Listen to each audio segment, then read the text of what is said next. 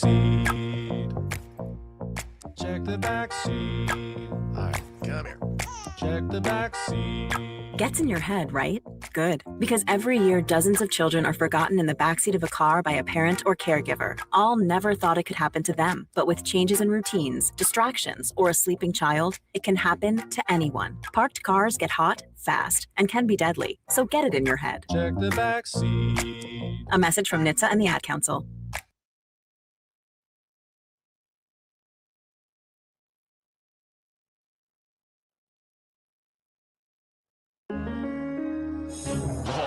Crossover. Oh, killer crossover. Just crossover. It just crossed him over. Danced him. Another victim to the crossovers. Cross him up and sit him down. All right. Crossover. Powered by Everlevel Concrete Repair in Omaha at everlevelconcrete.com.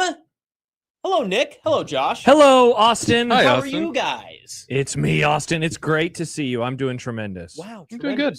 John, so good to hang out with you again. Always appreciate your time. John is, we were recently purchased by a different company. Whoa. And so, I thought that was illegal. You can't buy people. yeah. So, they, not us as humans. The Oh. company was purchased. Kind of us as humans. No, I mean- no, Nick, we're not cattle. Your intellectual rights were purchased. I guess Josh that's true. Peterson Our was creative purchased. abilities. I guess that's true. Yeah. So, it's so funny. I am so chill about everything. I was like, great, this is going to be great. I have no issues of, or anything. Thank you. It's nice to see your face. Yeah, sorry, I had to move No. that a little bit. No reason to be confirmed or concerned. Oh, The confirmed? the I only remember confirmation. this is the first time, I've been in it's crazy. I've had one job as an adult. Yeah. Basically. Me too. Nothing It's wrong with just that. it's just here. Podcaster? This is this is the first time that we have been bought because our former company was purchased. They bought this place right before I got in. I mean, Okay. months before I started Right. working here, right? And so they don't tell you that it's actually a lot of the little things that are going to be a problem. Now, thankfully, as a user of the Mac, Mhm. I have had zero issues with anything. Yep, common technology, as people would say. I have my email address figured out because I use the same app. I was not, did you use the same thing John did? This is a long way of saying John used Outlook. Just a bad mistake. We do not use Outlook anymore as our host as our host email server. This is causing the biggest problem for my co-host. Oh, no. Yeah, John's struggling. So Rip. with me, I have Gmail and Outlook anyway. I have multiple email addresses, so I just already had it on my phone. All I had to do was just add the new email to my Gmail, and now I have everything. Yeah, and John, It's not hard. Gmail. but see now, because for a while, whenever anything happens with him in technology, I'm always like, sucks to suck, right? Yeah. I view it as a John problem. This is not a John problem. I stand with I stand with the empty seat. I stand with empty You chairs. stand with the seat. But Yes. 2 minutes before I walked in here, I think we figured out what happened, Right. and I don't know what the solution is. So good luck Okay. to all parties involved. He's not getting emails. People are sending him emails, but he's not getting emails. He was this- talking to Prudon on my way in. a lot of talks. Is this the start of John Bishop's Office Space career, where he becomes when he hates that movie? his desk gets moved to the basement, It and then might. eventually they stop paying him? It might. Who farted says, are you telling me John didn't have Gmail? No, he did, but he hates Gmail. Which is sad because Gmail is far Gmail, superior. I think Gmail is a better personal email, but I don't think it's a good option for a business email. Well, are Oh, you okay. saying our boss made a Wow. horrible decision? No. Way to disparage your Yikes. new That's owner. not what Our I'm new saying. boss, you're Someone- saying bad. Someone who No. owns your rights. You're going to disparage that My Your person? IP. NIL rights, Nick. You're Mhm. saying he made a horrible decision. No, I'm saying Google made a horrible email.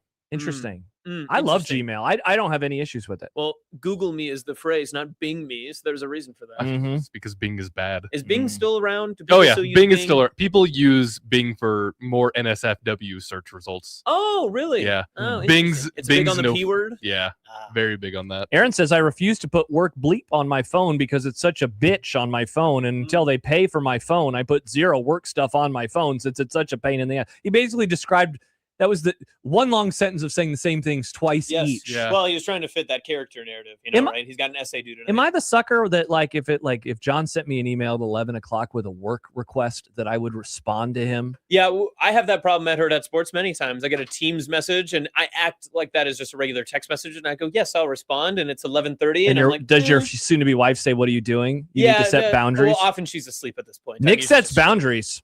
Ooh. Nick doesn't respond to stuff. Good job, Nick. I try not to. Yeah. I if it's an emergency thing, like if a station is off the air, then I'm like, yeah, Yeah. of course. But But also, there's the If it's aspect of, something too, that- like, what can I do right here, right now? if it's something that I know I could just do first thing in the morning, then I'll just do it first thing in the morning. Right. That's fair. Yeah, Yeah. that makes sense. Oh, I'll come in 30 minutes earlier and I'll get this solved. Good job, Nick. Thank 30 you. minutes, Nick. I'm playing Xbox right now. I can't do this email. Ooh, Would now, do you respond to work emails with that? I am playing Xbox right No, now. I would not Okay. do that. now John emails in. Hello, John. You can add. Wait, which John? Which Yeah, email? of Good John? call. Great question. That's all confusing. You can add Gmail to Outlook. I have done it with an MSN account. Mm. Have we thought Wow, about this? MSN. I didn't know That's you could do very that. That's interesting. Mhm. Hi, John. Hi, John. popular. John, so good to see you. Man, What? What's wrong? Did you not plug in your headphones? Oh, he's triggered about your this seat. damn chair. Oh, sorry.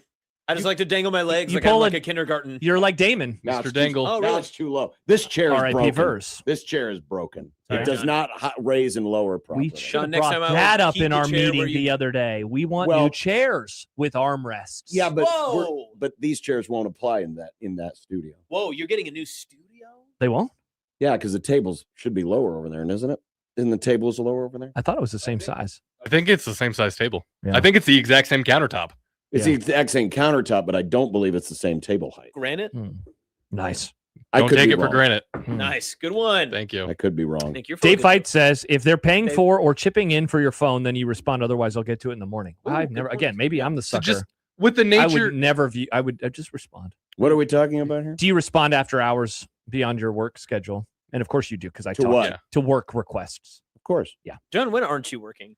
You're like That's the constantly thing. I'm always working. working. Yeah, that's Yeah. fair. I'm always working. I Yeah, mean, I- it depends on the nature of the job too. Like I said, if it's an emergency thing that See, has if to I had a happen, I'm different going job, to if do I had it. like a real job, this feels like a pretend fun job, A right? lot Yeah. of times I get that. If I had too. an office job, no way in hell. Yeah, Many- no. many I ain't responding times- to anybody. Yeah, many times I will come home and I'll be like, man, what a terrible day. Our TikTok went down. I had the wrong captions on Our things. Like, TikTok went down. and I'll be like, You know how Dr. Sounds that like goes, the John. worst And I'll thing just go, ever. Dr. Fiance, you won't believe the things they had me doing on the YouTube today. And then she'll come back and be like, yep, 3 of my patients coded and we lost all these other people and Oh, things wow. are horrible. And when I she went, says lost, that's bad. that's actually That's like, bad. It's bad. In and, the words of and Scott she Frost. just goes, what's for dinner? And I go, wow. Whoa, yeah, a that's- segment. Yes, she loves what's for dinner. I Great. told her to start tuning in if she's ever at that point. And she said, she Awesome. always, what did she say? She said, one of the days, it was a couple weeks ago, someone had like Philly cheesesteaks or something like that. I can't remember when it was, but yeah. she enjoyed that. She says, I think I'll keep listening. And then she hasn't tuned in again. So. There you go. But Yeah, there I you go. mean, You're one fan of what's for dinner. Thank Dr. you. Fiance. Appreciate That makes, it. I think, 3 people. So. Whoa. I love Yeah. that. I think many people enjoy it. I love What's for Dinner. It's a great segment. It's a great way to end every Yes. show. Plus, Yep. I get to find out what my friends are eating for dinner. Can you You get should- closer to the mic, please, Austin? Instead, Why? or just lift it up a little bit. Well, I can't see. Yeah. Just 'cause See, then it now new falls. studio, we're gonna have this fixed. You're gonna be able to sit. Yeah, this in won't be a future problem crossovers. anymore. That will be crazy. Yeah, I it can't really wait for will. that. It Yeah. really will be. Yeah. Can't wait to double fist this microphone. See, We'll have here's pyro crossover. and everything. Here's why What's for Dinner is nice. If I were to text Nick after the show, What's for Dinner, he would say, that's a show segment. I am off the clock. I'm not responding. I Very need funny. to get a response from Mm, Nick. mm, So very that's why we funny. do this segment. So we know what I we're do like eating. that. Mm. I do like that. Exactly. What's for dinner is Mm. America's pastime. That's It- what it is. It It is. really It's the is. baseball of 1620 Whoa, the zone. people do love baseball too. It's the Yep. the baseball. And we are officially into baseball season. Hell yeah. Spring football's going on. They call this the sports equinox, I believe. No, the sports equinox is in October. No, I think you're wrong. No, I am No. correct. This is the better equinox. Yeah, this is the sports eclipse. This is what people are Oh, saying. I like that. What? Now, hold on. We're talking about the sports equinox. Why? Is Explain this- yourself, Gen Z boy. Well, I'm just curious why this is the sports equinox. NASCAR, Indy, Formula One, Oh my baseball, college baseball, spring baseball, Golf. golf. Bang. Well, wouldn't the sports equinox be right after Basketball. the Super Bowl? What is an equinox? It's when all the planets align. Bang. That's It's October. also a Ford. That is the day where you have the World Series, NBA, NHL, Well, that's the NFL. fall equinox. There's Yeah. always two equini. Equini. Equini. Yeah. Equinixie. Equestrians. Look at me, Nick. I'm turning on your sport for Thank you. Whoa. College baseball. Which game? Do LMU Wake Forest. It seems like a Yeah. big Well, hang on. Keep scrolling. Yeah, let's over. see what our options Let's see are. what our options I are. didn't get a look at softball. You got D1 Creighton today. down All right, there. so- You don't so- want to watch Creighton softball? I mean, if we want to, I thought Nick would want to watch I tend to baseball. think that the sports equinox is about the same as the regular equinox, or well, I guess not. It's more timed in with the time change. Yeah, Let's do Georgia. So you get October, which is where we get our turn the clocks back. Yeah. And that's where you get the end of baseball, the beginning of Thank you. basketball, Hockey, hockey, football. hockey. and now you're into the opposite end where it's the end of football. Just got an email that says Seth writes in the subject line, "What's for Seth. dinner?" Tell Austin to shut his stupid mouth. I love that segment. You do too, though. I did too. I don't know what that was He about. must be Seth. talking about Jimmy Allen. Jimmy Allen hates it. Okay. And the message boards. Sorry, Seth. My bad. They're just trying to kill time. And the I message love boards. what's for 2 dinner. minutes of the show. It is great. What do you want us to always do? loved- Dive into a topic? Yeah, it's better than doing any of your bits. You boys do. us that everything's going to be okay? Oh, man. And the recruiting's the best it's ever been. Yeah, by the way, I love John woke up today and he was like, Choosing violence? No. he woke up and chose violence. No. Were you a It violent was driver? inspired by the Violence? Ralph Rousseau column. You can still choose violence by being inspired by bad things. Yes. I think that's actually happened over Yeah, the years. notably a lot of bad You're people saying- were inspired by violence. You're saying that the Just Ralph made it Rousseau We Hitler. didn't column even is a mention bad him thing? yet. No, not at all. It was a great idea. tangential. Because I saw the column, It's the Ralph Rousseau column, who he and they go out. We'll talk about this later. Where I can't he wait. predicts every Power 5 coach in 2030. Mhm. I love this. This is a great bit. And he lays out a really good, hey, we only have X number of coaches who were here at the same school 5 years ago, et cetera, et cetera. So they predict who every power conference school will have as their head coach. Well, that's pretty easy. I mean, And so my inspiration was, okay, Let's fire his ass. no, Yeah. I'm just asking, what do you think your confidence level is? The odds, what odds would you put on Matt Rule still being the coach in 2030? but John, he's extended through 2032. He has to be there till 2030. It's like a 30-year mortgage. Mhm. Yep, you have to live there for And- 30 years. And people never sell nor burn down their houses before that 30-year mortgage Mm. ends. Wow, that was a very specific comment that you made. Are you threatening? Do you have a someone? I house? have never burned down a house. Let that be known. This now, okay, I think next week we're going to have to do my idea for a Matt Rule will get fired topic. Uh-oh. And that is this. On a scale of 1 to 10, 10 being fire him today, 1 being don't ever fire him, where are you at with Matt Rule? I've been a little wary of doing this topic. I was also inspired by a podcast, and I was like, this could be fun. But I was like, everyone would get really mad. But now John's firing him, so let's just do it. I'm not why not? firing anybody. Let's delay this to next week, and it could be Fire Matt Rule week. Fire Matt Rule. John's During roller girls' state basketball, how dare you? Wow. You dare take away during from the local equinox. athletes? Yeah, come on. My bad. The high school equi? Come on now. It High is a school totally normal question. John's For roller a normal coaster of coach. Matt Rule this week has been insane. It really I bet has Matt been. Rule's There never is had email no problems. roller coaster. Oh, I at love all. Matt Rule. Oh, you're so normal. Oh, you're gonna go 10-42 or 42 and 10. There we go. 42 and 10 I would sign up for that right now. Yeah. 42 and 10. Unless one of those years was like 3 and 9. Wait, No, who's- this is all in 1 year. Wait, Oh, he goes 42 and 10 in 1 year? Yeah, one season. He's gonna go Whoa. 42 and 10.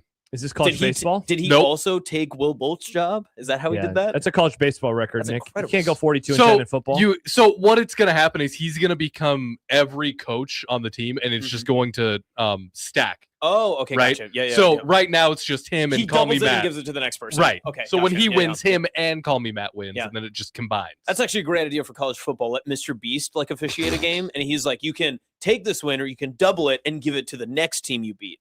Oh, well, maybe I could double up and get 4 wins by the next time. By the way, Prison Matt is an 8 out of 10 on the Fire Matt Rule scale. There you go. Dang. Topic alert. Wow. So Mhm. that's like, where is that at? That's like a next loss, he's out type That's of pretty loss, close. right? Yeah, you're like, it's about time. Good Mhm. grief. Yeah. I would say 9 out started of it. 10, you're praying for like a You're actively rooting against the team. either that or you're praying for like a Jerome Tang situation where something like nefarious maybe happened. You're like, fire him with cause. Like, that's what you're Yeah, hoping he for. complained about the nefarious. team. Yeah. Yeah, he said, hey, some of these guys won't be back next year, which is a truthful statement.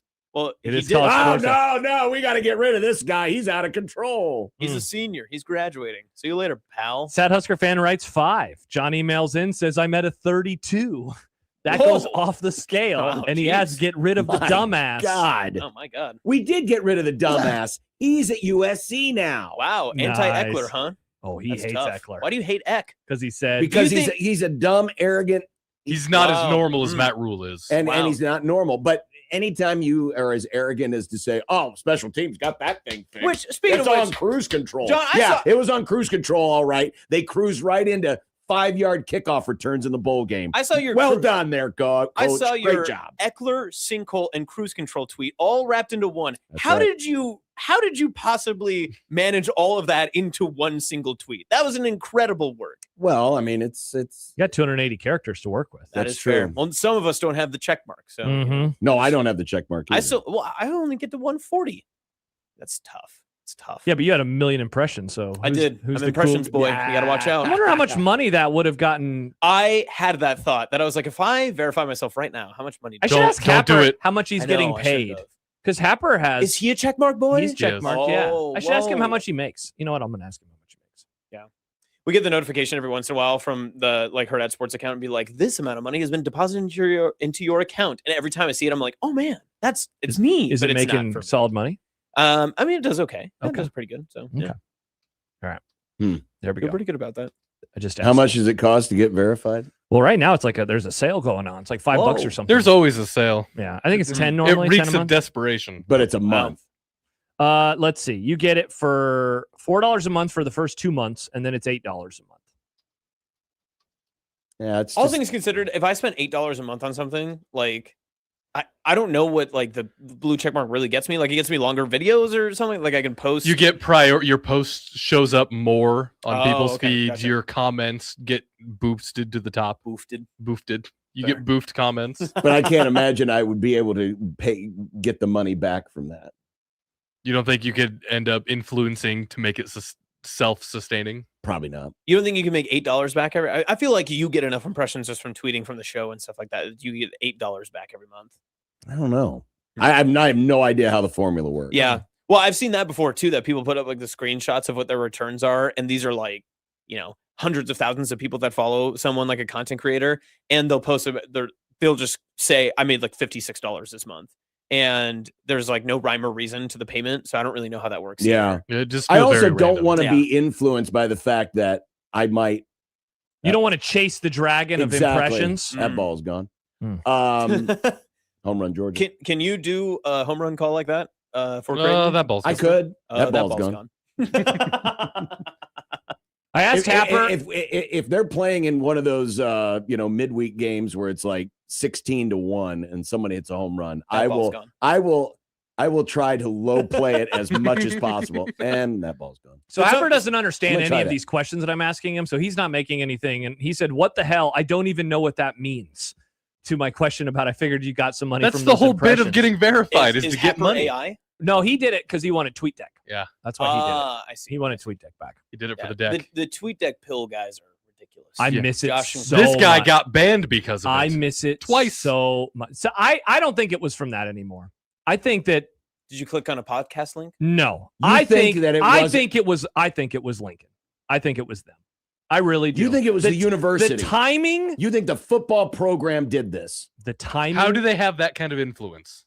I mean, well, the timing of now it you is talk about- very curious. Now I'm guessing Nebraska makes money off of their account. Oh, don't they? 100%. Yeah. Yeah. Well, and that's, I know, like, just from one reason, you guys understand this too, for all the YouTube listeners and stuff. Like, you make money off of your YouTube, like, if you monetize it and such. Can confirm. There's a reason why a lot of those things are always over 8 minutes. There's a reason why a lot of these cinematic recaps go a certain distance that they do, and they have ads placed where they So are. this Because is a guy who knows the internet. they know that you're watching it. And again, these are all revenue streams. And as minimal as it is, there are some videos, like if you go back and you look at the Denny Busboom Kelly like press conferences, anybody who posted anything from that got thousands, if not like tens of thousands of views. You could make probably, if you got like 50,000 views on a video that like enough people watch the ad breaks for it, you could make probably $10,000 off of it.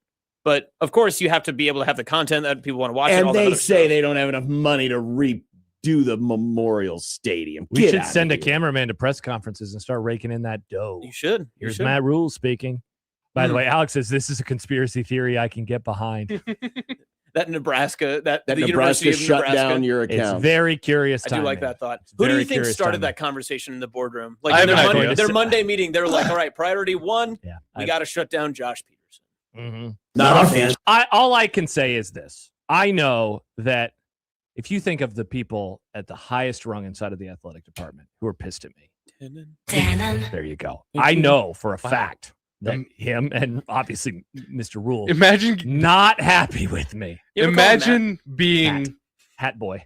Imagine being somebody that a giant thing of yogurt is mad at. Yep. And all for I know. Just imagine the leaking Kool-Aid the man, but it's information Yoplait. like Leaking 12 or reporting. 12 hours before it was broken on the Pat McAfee If show. I was really petty, I would FOIA the contract and see the date that Why is don't you? redacted because it's just not worth it. It's not worth it. It's kind of worth it. I mean, yeah. I mean, It'd be really funny. For the bit. And then we could report on it. It would be. I just don't know how much that would cost. I guess I could look into it. Well, maybe you should start producing some journalism that's positive. Like people getting paid more and getting a job longer. What if, let's say, just for argument's sake, Sure. there's another coach at the university Okay. who might be in line Okay. for a contract extension. Will Can Bolt. you think of anybody? Can you think of anybody among the, 20, is it 21 sports? Somewhere in that neighborhood. Can you think of any of the coaches at the University of Nebraska who have had a really good season, maybe a really good season that kind of came out of left field Ooh, good question. and might be the best season or on the cusp of being the best season that sport has ever had? Like Danny Busby Kelly? They didn't win the national title. I was thinking Richard Clark, Nebraska Rifle. Will Bolt? But if there might be The a bowling team? contract extension in line for that coach, male or female, of a sport football. at Nebraska Ugh. that is having an extraordinarily good year and is a revenue generating sport. Oh, Mark Manning. There we go. Mark Manning. That would Mark be Manning huge. got a contract extension? Put it on the list. Oh. Fred Hoiberg is going to get an extension. Oh! This is an epic crossover. Nice extension, buddy. Nice. I like it, John. What a bold statement for you to make on February 27th. A hot take, as they say. When will it come? After round two. Before the 4th of July. Okay. Okay, and I will add that before Before Memorial Day. before Memorial Day. No, movement. before St. Pat. No, I'll give Memorial Day. Okay, before Memorial Day. I was going to say St. Patrick's Day is very, very soon. Man, Very soon. I Very did like soon. the noise. That was a great noise. awesome. Mhm. before WrestleMania. Wow. I don't even know when that is. Yeah, for those who don't It's know. a little after St. Patrick's Okay, Day. I'll change it. Okay. Before It's the WrestleMania. Fred Hoiberg will get a contract extension before WrestleMania. In fact, it may be as part of a contract signing at WrestleMania. Now that would be fun. Like it'll be between main events. Now, the tough They'll part. say, now, ladies and gentlemen, here's Troy Dannon, and he'll come out and he'll have his music. Dannon. The tough part And then for Fred you. Hoiberg will come out to his music, and it'll probably be, something concocted by, an Iowa band or It'll something. probably be my- Slipknot. Hoiberg it'll- walks out to Slipknot. No, come on. Oh. It'll be My Heart Will Go On by Celine Dion. Come on. Famous Iowan wow. Celine Maybe Dion. A heart joke. Maybe 8675309, Bang. A song. A phone call. Sure. Yeah, to do that. Jenny, Two-tone. Jenny. Now, are you concerned that Troy Dannon may have given up extending his coaches for Lent? That could put a real pill in this whole plan. It could, but I'm going to take the chance that he instead decided to give up, chocolate. Yeah. Which is always a lame thing about Lent. People are always giving up the lamest things. What are you giving up? Swearing. Tried my hardest. How's It's not that going working. for you? Not well. Don't do it now. Yeah, stubbed my foot the other day, let one out, and Dr. Fiance was not happy with me. And she goes, "It's Lent." All right. my bad. I've only given up something for Lent one time. I gave up fast food when the Lent that Michael had left us. He ditched us. He went to the newspaper. Did And he so give up this job? He gave up 1620 the zone. He did come back many times. Oh, nice. And Some say, quit you. Some say he's still coming back. I did make it through, but I did have a conversation with somebody. I think it was with actually Matt Verzal, RIP, about is Papa John's fast food?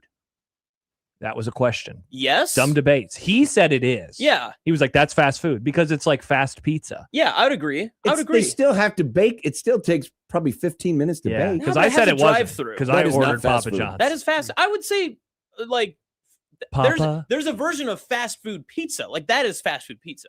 What? Papa John's? Like Papa John's, Domino's, Pizza Hut. Like, So you would say that that's fast food? Yeah, Okay. yeah. I'd say How that's is that food. fast food? It's Again, 20 minutes. That's not fast. I mean, it's relatively fast, but it's not. It's not See, Little 'cause- Caesars. If Yeah, Little 'cause Caesars is 100%. Little Caesars is fast food. I would because agree with Little that. Caesars does it the same way as McDonald's does. Like McDonald's It's doesn't already cook there. your burger to order, but it's already been cooked. Okay. It's sitting in the warmer. Mhm. Same with Little Caesars. But when you order your pizza from Papa John's, they're making it from Oh, now Scratch. here's a You fun wanna say wrinkle. scratch? scratch-ish. Pretend scratch. Yeah. Yeah. So what when about you fast order food your places that pizza- are made to order? Is that still fast food? If Yeah, they're Like, what are making- you? like Are you saying like Chipotle a or any of Five those? Guys? Yeah. Is Five Guys fast food? Don't they call those fast casual? casual. Right? Fast yeah, something casual. Like that. Yeah, I don't Because know that's if that would. Chipotle. That's Yeah, I don't know if that would have fallen in. Like, if I would have gotten that, if I would have been breaking Lent. the thing about Chipotle is that's What if- fast food. So your argument is that like fast food is the preparation of the process is like cook to order, that sort of thing. But Mhm. if the process of creating a pizza is faster than like how a regular pizza would be made, wouldn't that make it fast food? What do you if mean Pa- how a regular if pizza would be Papa made? John's You're is talking about like a making a sit-down? pizza faster than like other ways to make a pizza, you know what I'm saying? See, but in that case, okay, what's the place? Dante. Their pizzas take like 2 minutes to cook because Right. they do it at like 800 Fair, degrees. yes. That's not fast food. That's though. not fast food. Yeah. It's less about the time, I think. Also, if you go to Chipotle, you like walk through a line and you're like putting it together and then it's done. yes. Whereas it's like Subway, honestly. Mhm. Yeah. Whereas if you go to Papa John's, you have to and you order it there, you're standing around for a Yeah, while. you're a big weirdo Yeah. if you go straight to the Yeah, why store. would you do that? Yeah, that's very weird. And if you go to Five Guys, they're making the burger from scratch. Yeah. But you're still standing and waiting. Yeah, you're waiting. Right. Yeah. Yeah, see, that's why again, fast Five Guys food takes longer is than the Chipotle. food is prepared. It's just you order, they put it in the bag, it's gone. Put the fries in the bag. I always love that when it's like you order a small and they like fill up the cup and then they're just like and they pour Yeah. more into See, your and that's bag. always pissed me off. Well, I have why? a bone to Oh my pick with God. Five Guys about Why? that. I'll You even get bonus specify fries. I don't want that many fries. They're gonna go. Whoa. They're gonna get thrown away. I won't eat all of these put fries. them in your fridge and put them in the air fryer. Yeah, that's Give crazy. it to your pretend dog. This is before I had an air fryer. I would be like, please, I only want a little bit of fries, and they would load up half the bag. It's like that's not what I wanted.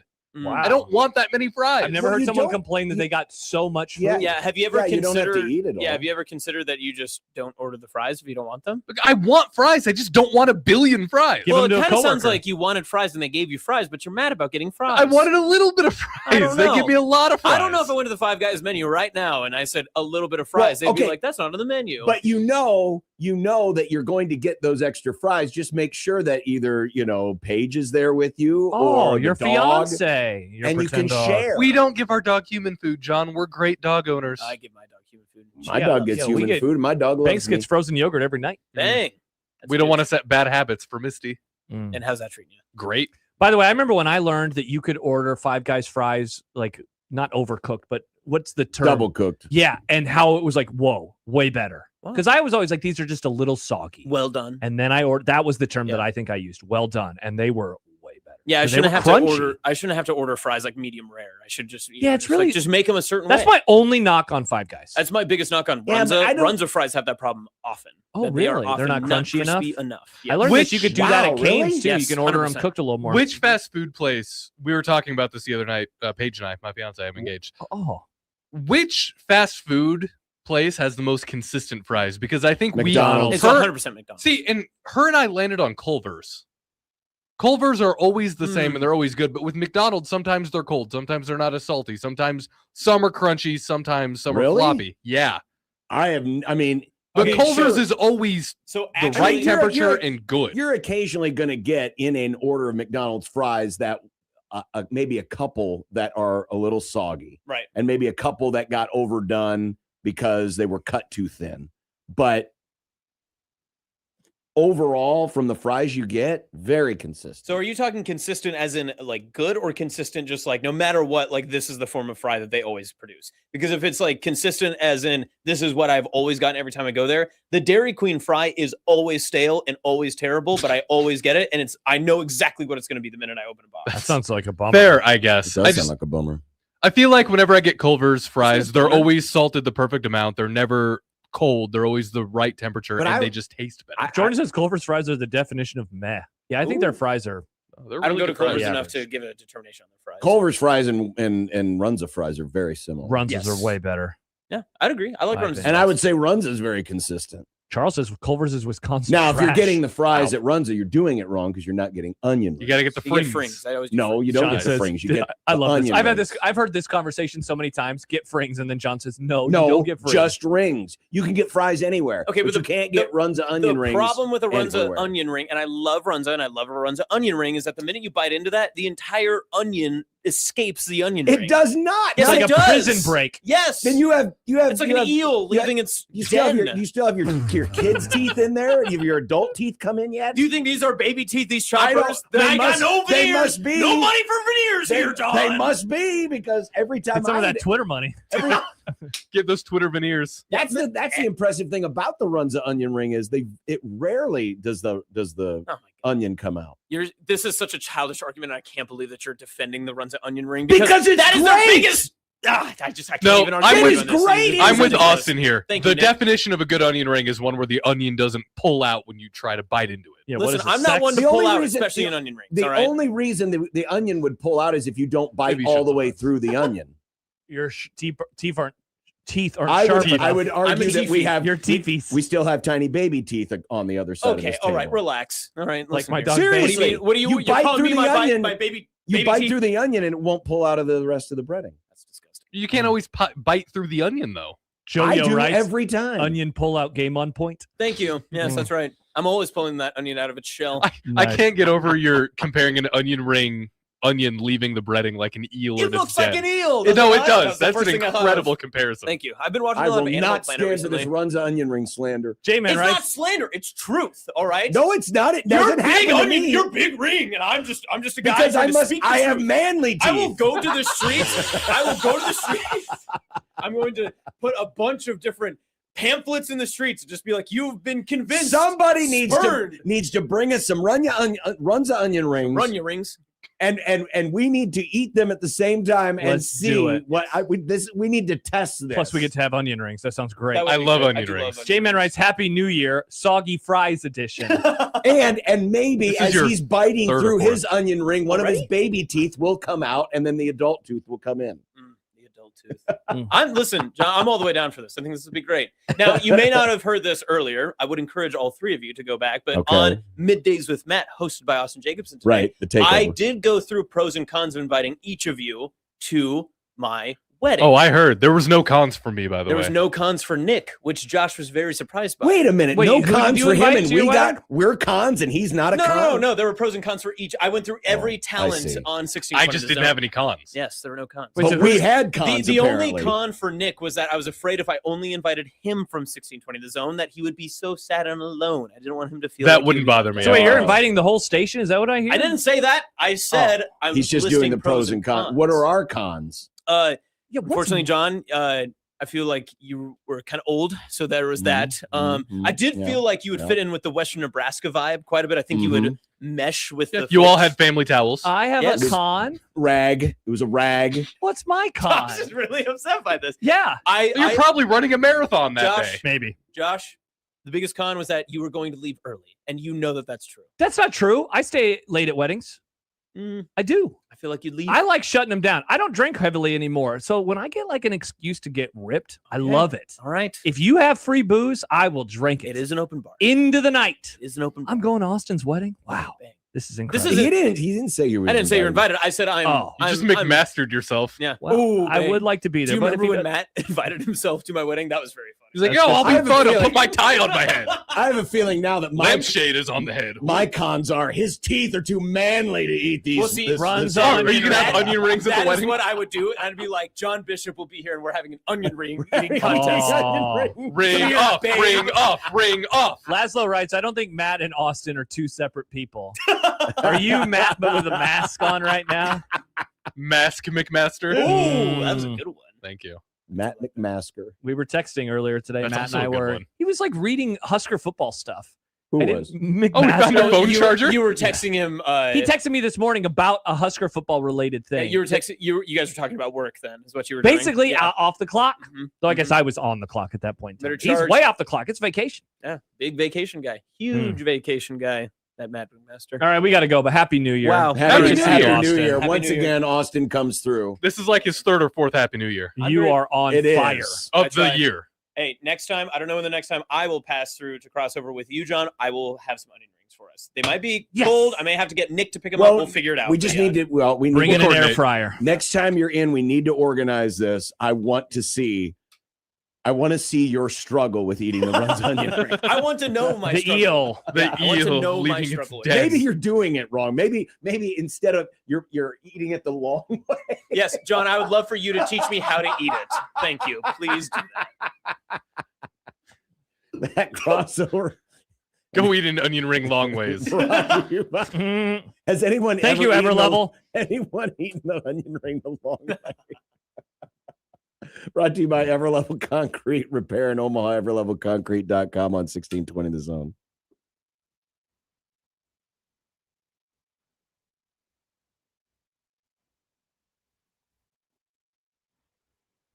Bright, warm, and breezy for your Friday afternoon with a high today in Omaha of 70 degrees. Higher fire danger today as well with our west-northwesterly gusts possible up to 30 miles an hour. Winds calming tonight out of the east, remaining partly cloudy and chilly with a low of 30. More sunshine, but cooler for your Saturday, a high tomorrow of 50. I'm meteorologist Caitlin Harvey with KETV Newswatch 7.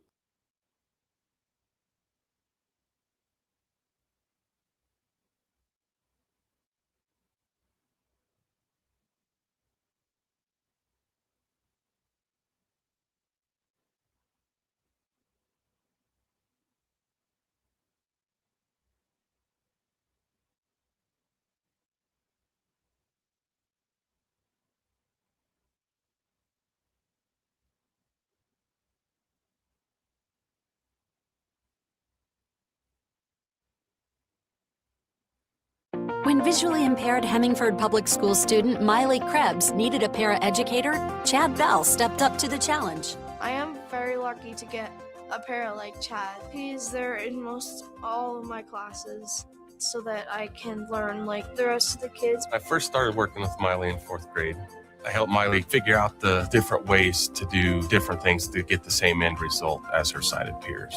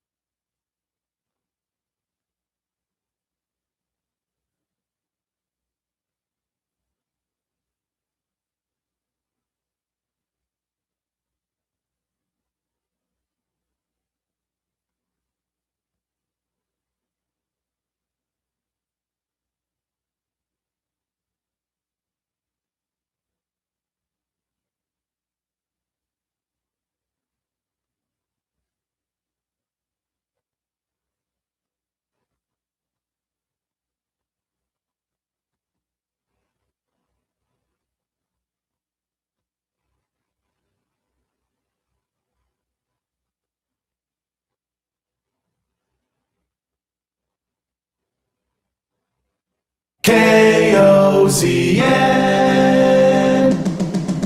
Unsportsmanlike conduct on 1620 The Zone. Husker Athletics, Creighton, and yes, UNO. Don't miss a moment, they'll give you your fix. They're on every day from 2 until 6. Spend your afternoons with John, Josh, and Nick.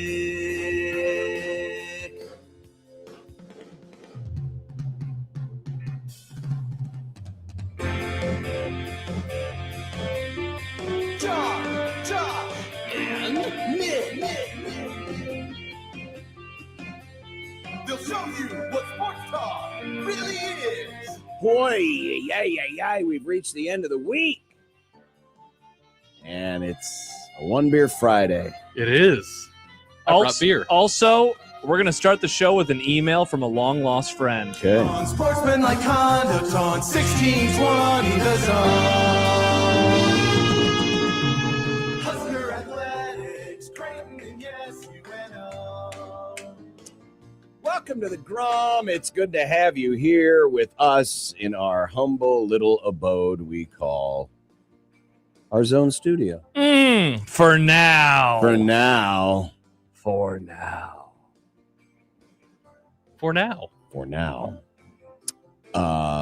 Brought to you by Union Bank and Trust, where your money has people. It's great being here. Got a fun show planned for you today because it is a Friday. And it is a One Beer Friday. And it's a really nice One Beer Friday. Very nice. Be awesome to be on the roof. It would. Someday. That is not where our new studio will be. No. What if it was?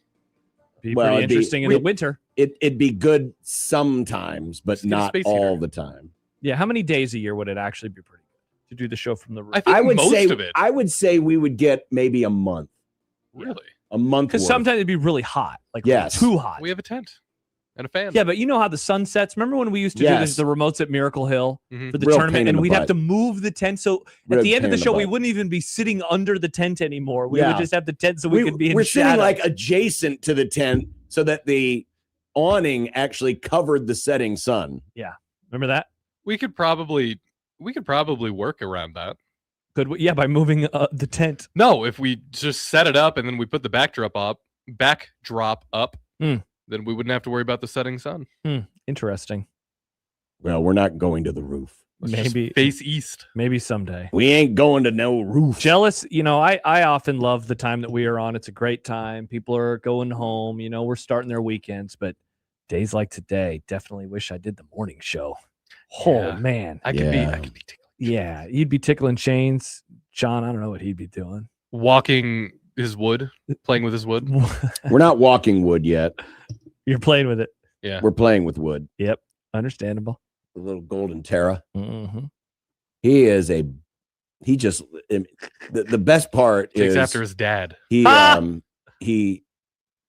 grabs his little toys and he comes running and jumps into your lap. Oh. That's adorable. To play with his toy. Yeah, that's cute. He wants comfort. But the problem is sometimes he stops chewing on the toy and pretty soon it becomes my leg. Slobber all over you. I've already designated a pair of sweatpants that I got from Creighton. That's my dog playing pants because he is going to tear holes in these. Awesome. Nice. And I forget, he's constantly just grabbing and just. Sadly though, because you're sitting, so I'll sit on the floor. And usually sit, Native American style. There you go. We used to crisscross applesauce is what they they call it Indian now. style. That's what they call it, crisscross applesauce. Yeah, yeah. We still called it. And he'll jump into your lap and he's chewing on his toy. Then he misplaces his toy, and then he starts biting other things, and it's getting dangerously close to a spot. Wear a cup. Might have to. He is aggressive. And I forget, he's good about the whole peeing and pooping outside, not inside. He is a pooper. But is it outside? It's been outside. Let's go, Wood. 3 times this morning. Wow. Once when he got up. Good Lord. What a once when he poopy got dog. up early in the morning. Poopy puppy. Then once after breakfast. And then I took him outside maybe an hour after breakfast. And he pooped again. Dang. Mustache Adam says, "Hey, Daddy's home." Choo choo choo. He is, man. He's just like, Hey, Daddy's home. I should have renamed him. Should have renamed him. Chewy. Star Wars. I was going to call him Mad Dog. Oh. Call him Maurice. Maurice Mad Dog Vachon. He was a wrestler in the 70s. Oh, I thought you were talking about Chris Russo. His bit was he had, gnarly teeth and he always bite his opponents. Mm. And that's Imagine your bit being, I have weird teeth. Well, he had I'm a missing wrestler. teeth. He had missing teeth and stuff. And he looked like a Mad Dog. He was funny. Charles says this whole convo is discomforting. Well, I wouldn't talking about a puppy. Talking about talking about dogs. Just a puppy. I'm a fox. I'm my own dog. We're just talking about dogs, baby. He's we all having got fun. well, two of us have dogs. One of us. She's a real And dog. won't- I have and- pictures of her. And won't feed his extra Unreal. Five Guy fries. I'm not going going to give French fries to our dog. You don't give cheese to your dog? Like a little cheesy wheezy? I don't know if we do. We call it the cheese tax. You're making something with cheese, put a little bit in his bowl. He gets so pumped. He loves it. We'll make extra bacon, and that'll end up in Wrigley's. Of course, because we love our pets. Yeah. But that's because our pets are real. We love our pet too. Speaking of people we love, John, before we get to the Grum Down, an email. Mm-hmm. I'm not going to read who it's from, but you're going to figure it out pretty fast. Oh, I bet I am. Long time, not my first time, but it's been a minute. Hoiberg's song should be The Fred House, where white people and black people play basketball, and Hispanic people too. I gave up Husker football for Lent, but I'm saving the days for the season to avoid the unavoidable car crash into a dumpster fire. Is this from Ralph? It's from Hispanic Ralph. Hispanic Ralph! Ralph, it's so good to hear from you again, my friend. God, it's been Yeah. so long. Mm-hmm. Oh, Hispanic Ralph. One of our great friends of the Grum. Look at that. He is this is a great life hack. He is avoiding Husker football for Lent, but he is saving it for the season so he doesn't have to watch them when it's the season. This is the first time that we've heard. I don't even have an email from him, and my email inbox goes back to like 2019. Ralph, I was thinking about you a couple months ago. I'm happy that you're doing well. I am happy he's doing well, too. Where have you been? Yeah, let us know what's going on. Hi, Ralph. I'm Nick. Yeah, this is our new producer. This isn't Stibbs anymore. Stibbs hasn't been we here have for a a lot while. to catch Ralph up Yeah, on. don't worry. Stibbs, We're on video, too. Stibbs didn't shrink and become a weeb. Oh, that's a great point. Yeah, Ralph, we're on YouTube You now. can watch It's a us. whole thing. Yeah, it's a whole thing now. It looks great. We're moving studios pretty soon. Yeah. And Connor Happer is here. Matt Also, Mike Rule- Schaefer. Matt Rule is the head coach Yep, now. Yep. Well, I think he knows that because the whole Lent situation. And Nebraska basketball is good. Yeah, it's a surprise. These are all things that the Hispanic Ralph would not have been able to grasp Yeah. the last time we heard from Hispanic Ralph. J-Man says Hispanic Ralph greater than Joe in Vegas. Ooh, that could be a fun bracket. Favorite listeners of the Grum. And we always Hispanic Ralph. Yeah, because he of signed it. Hispanic people too. Hispanic people too. That At the Red House. Look up on YouTube, Nick, during a break, the Okay. Red House. Okay. Commercial You'll get the joke. for the Red House. Mhm. It is one of the best. What is it? A furniture store? Yeah, where white people and black people buy furniture. Right, but- And Hispanic people too. Hispanic people too. That's their bit. It was such a good commercial. It was. That was in the early days of the In Grum. the Red House. I think we used to play the drops all the time. We did. Hokey Skurs says I'm definitely not a favorite listener of the program. Well, yeah, but it's because John loves you, Hokey That's because Skir. you're always like a contrarian. He just wants to fight. He does. That's he his does. whole bit. There we go. Where black people and white people buy furniture. And Hispanic people too. Awesome. Aaron and Papillion asked, was he listening to 590 and came back after the silence? So yeah, I've been tuning in the last week, but there's no station anymore. We're the only game in town. Uh-huh. Yeah. Oh, Hispanic Ralph. Good to hear from you, Ralph. Anyway, you know what else it's good to hear from? The Grum Down. the Grum Down. Oh, yeah. It's Grum Down 26, baby. Let's go. The big race for the triple bye. The Boilers blow. Yikes. That last It. possession, big woof. Yeah, Big time yikes. You could have driven to the hoop. you could have. Yeah. Well, I've taken a look at some of the scenarios for the Big East Throwdown for Thursday. Let's go, Jays. That's my new Go, thing. Jays. It's called the Throwdown for Thursday. Can you finish good enough in the standings where you're not playing on Wednesday? You're guaranteed to play on Thursday. I believe in you, Creighton. You can do it. The Super Friends Roundtable will be starting momentarily with Jack Mitchell. It's moving up today. Kent's Movie Club, Train Dreams. Nick, what time did you finish the movie last night? 12:30. Wow. That's late. Was it long volleyball last night?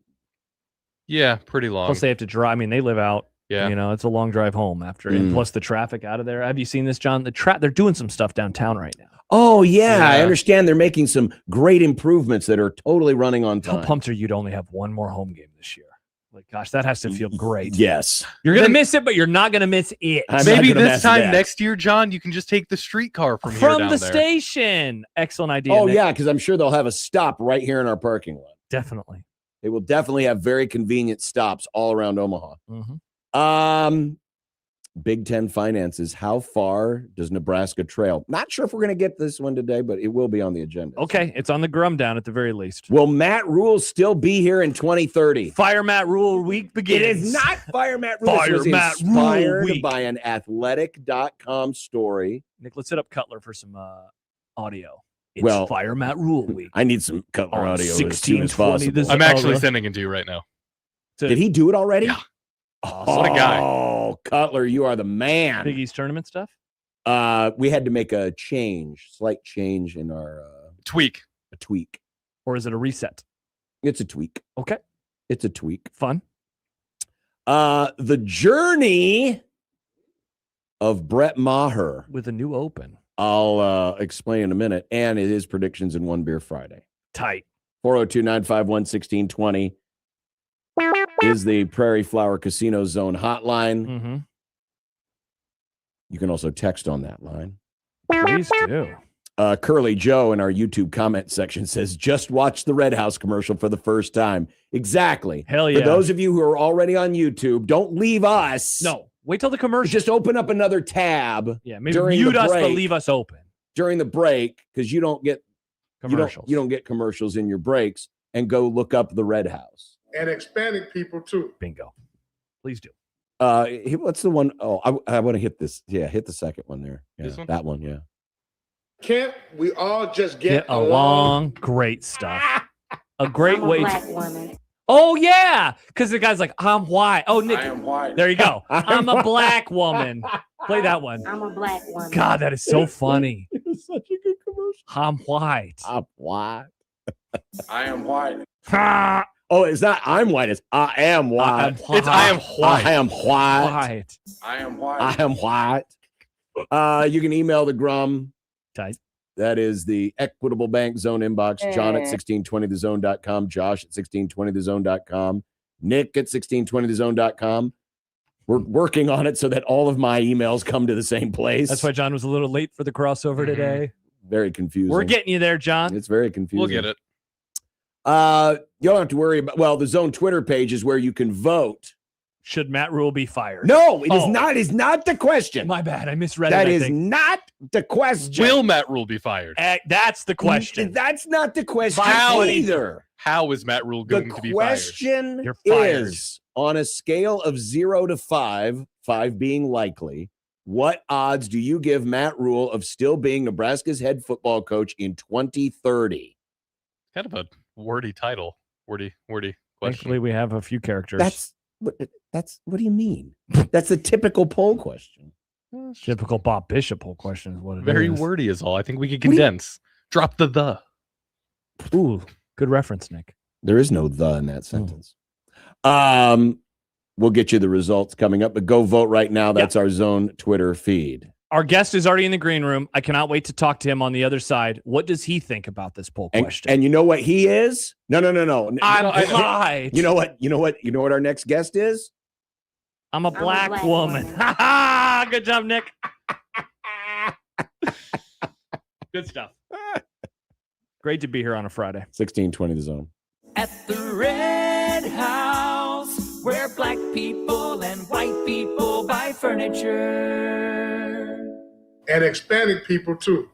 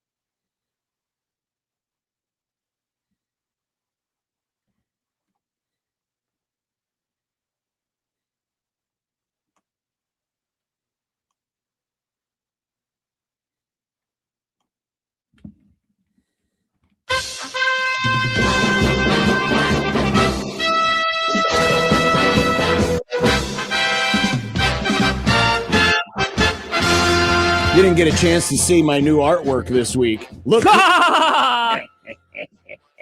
It's Yelly Matt Rule Well, and no. Mike Eckler. Rule was already on there, but I see. Eckler was the new addition this week. I see. Out on Eckler. Get that bum out of here. Yeah, Jack, have you heard this? John doesn't like Mike Eckler anymore. Oh, really? Why is that? Well, because of his arrogance. I mean, the fact that, he thought that, well, I got this thing on cruise control. I need more things to do. Yeah, you had the whole thing on cruise control. Who is he, Goofy? Well, no, he's actually Wonder Woman if you look at it. Oh, now I got to do the thing again. If you look at the thing, he's There we actually go. Wonder Woman. I see. Yeah. Well, It actually worked really well with the little curly hair and stuff. It does. It does look good. It looks really good. 1994 and me, couldn't you be more on the same page? Well, also, I mean, that's the other thing. Very problematic. Oh, the No blackface. way, no way he could have gotten away with wearing that much blackface in this day and age. That's true. When it comes to this debate, I'm Team Rule. I can't believe this debate is still happening. Well, it's not really happening anymore. I mean, I can't. Last week thing, but I mean, the Eckler storyline is it's gone like 5 episodes too long. It's time to move on. Needed to end a season earlier than it did. Oh my gosh, yes. You know how that goes. Yeah. And, but we just heard from him last week. Yeah, he did speak last week. Because all the shade was being thrown by Rule. Yeah. But now it's understandable why he was throwing the shade he was throwing. Because he hates his guts. Because he had a special teams coordinator that was on cruise control. All of the football topics are just, it feels like it's the one time in sports talk or radio that you feel like you're working in the mines now when you got to talk football in January and February of 2026. Working in the mine. It's normally one of the easiest jobs around. Anybody could do it. We all know that, right? Anybody could do it. But when we got to talk week 4 of Eckler, that's when you start earning your keep, in my opinion. That's when the pros shine out. It's when the veterans separate themselves from the first years. Sure, why not? We're very professional. Jack, what do you think of Fire Matt Rule Week, a new thing that John is starting here on the Grum? It's a topic. What do you think? I probably might not be. Probably not. It's probably going to get a ton of momentum. Well, I mean, I don't know. It seems fairly pointless at this point. Okay. There you go. A pointless topic. Listen, the question was, because of the athletic story today that we will get to later. Yeah. They did it. They did, and it was actually kind of a cool bit. Where the Ralph Rousseau, I think, great friend of the Grum. I think Feldman was involved. I can't remember who else, but they predicted in 2030 every head coach at every Power 5 school. Good Lord. with the exercise being that, if you go back 5 years, right? I mean, there's only I think the quote from the story is there's only 19 coaches coaching currently that are at the same school from 5 years ago. Power 5? Correct. Yes, in the Power 5 in Notre Dame. Yeah, so only 19 Power Conference head coaches are in the same place since they started in 2021. Out of how many? I don't know. 60, how many Power schools? Yeah, 60-something. I can tell you this, Jack. Only 13 Power 4 coaches, 19%, are set to enter the upcoming season in at least their 7th year with their current school. So if Matt Rule were to make it to 2030, he would be a rarity. Yes. It's a 1 in 5 chance. So 1 in 5 chance. So all we did was ask the question, do you think, what's your confidence level that Matt Rule will still be here in 2030? Anybody who's not lighting the world on fire, you would have to think the answer is not likely. And by the way, based on that. By the way, him being gone might also imply that they win the 2028 national championship. And he goes to the NFL again. And he goes back to the NFL. Moves to greener pastures. That's what I was worried about. Or because they have so much money and they have 4 times the alumni that Signetti retires and Rule takes over at Indiana. Or the Nebraska basketball national championship money has just, the new TV contract. They'll break off and sign their own TV contract. They'll become the Notre Dame of basketball. And really just fund the entire athletic. They'll build the new football stadium with basketball money. Sure. they'll call it Fred Hoiberg Stadium. Interesting. At Tom Osborne Field. It'll be amazing. Jack, all these things are possible. I have one more football question for you, and then we can talk about basketball. Do you have more football topics for me? Okay. Hopefully the new flag football coaches. Never. This is actually about should be pronounced sowers. Wow, problematic. Yeah, wow. I said in I don't care yesterday that I don't care about flag football, but I digress. So I've had this on my prep sheet for like a week, and we haven't gotten to it. So I'm going to ask you. Oh, good. Another new topic. Iowa football as a college football playoff contender. I think that they are a legit contender for the 2026 college football playoff. Now, Austin, you're rolling your eyes. So I thought there were two paths for Jack Mitchell to take to this prompt. One was you saying me too, because you're like, crap, they will do it and I will be sad. The other is that you're going to make fun of people like me for saying this all summer long. Thus, when they lose their first game in September, you will dunk on people like me. Or when they're down 6-3 in the third quarter to North Dakota. Given that eye roll, it seems like you are in the second Josh, category. you're I mean, listen, the you that you're being around comes out every summer. Someone says that. I mean, everyone's going to do it again. So I guess why not jump back on that situation? And yes, Iowa, in case Iowa fans are somehow hate listening to this. And thank you for listening. Yeah, you beat us. It doesn't mean, you beat them. You beat Nebraska over and over again. You're completely superior right now to Nebraska. It doesn't mean I can't set a proper ceiling on you. And I'm doing that right now. No, I mean, do we have to do this every year? Seriously? We don't do this every year. People don't. Yes, they do. Every year. No, they don't. I will find you an article from August last year that says, you might want to watch out. They could sneak up on you and be a playoff they're saying about Nebraska last year. Okay, if you can find that about Iowa, I'll be pretty impressed. I don't think people were super excited about Iowa.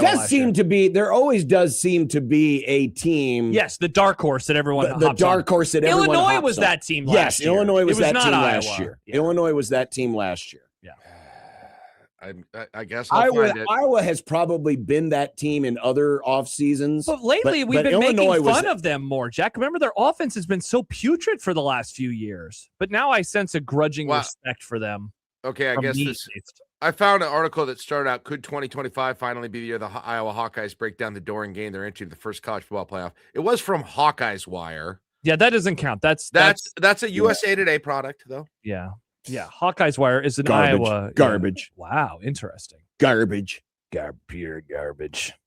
Illinois was the darling last year. Illinois was the huge darling. I'm not saying that Iowa will be that darling. Josh is saying Iowa will be that I think darling. Iowa's going to the college football playoff. I believe it.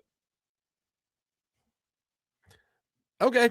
All right, let's talk hoops. No, I just want to find articles now because I know you're not going to find it. No, it's everywhere. I remember hearing it and getting mad, Josh. Yeah, in November when they had 2 losses and they actually were in the college football playoff. Yahoo Sports first set. Now this was in October. Iowa Hawkeyes may be a college football playoff team. That's October though. That doesn't count. They had already lost to Iowa State at that point. Yeah, but they're playing good football. Man, they have to do so little to get on people's right side. It's amazing. The low level of just proof of success that they need. People are now, even you, just desperate to get them in there. You just want it so bad. Yeah, but I do not want this. I am not taking up for Josh. Oh boy, now you but too. We are kind of due for one of those years from Iowa, right?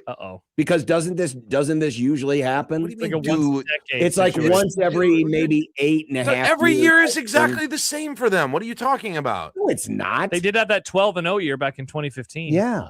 Remember that, Jack? That sucked. I'm just saying. Jack, I don't want this. Why are you saying I want this to happen? I don't know. Is something happening with your new ownership? Are you guys being like Blink if you're being told to do this? It's okay. At least we have new ownership. We have ownership. All right, let's talk hoops.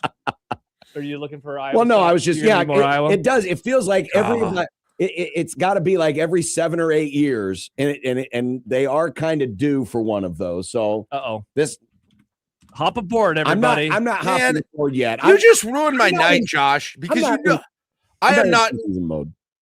New York Times. College football 2025, 11 unranked dark horses to watch. What day is the date of this story? Now the August 5th. Okay. Now it does also include Iowa, or it does include Nebraska, but Interesting. After years of jokes about Iowa's offensive ineptitude, what if that unit is more or less fixed? Transfer quarterback Mark Gronowski led South Dakota to back-to-back FCS national titles, finished with more than 10,000 passing yards. Surely he can boost an offense that hasn't cracked the top 50 in passing efficiency since 2017. A good enough offense can make the Hawkeyes an upper-middle-class Big Ten team. Blah, blah, blah. The Hawkeyes have an unlikely but feasible path to the CFP. Athletic. There you go. Okay. Yeah. All right, I got a basketball question for you, Jack. Well, first, I figure we need, if we're gonna poison Jack with happy Iowa, I want to give him an opportunity at Schadenfreude. Okay. I saw this on my Twitter feed today. Okay. A picture of Iowa coach Ben McCollum. And this it's like one of those screenshots from a Zoom. Isn't it one of the dorkiest? It's pretty terrible. Horrible angle. Everyone knows you have the camera looking down, not the camera looking up. Right. Everybody knows this. There's probably so many of all of us, but yes.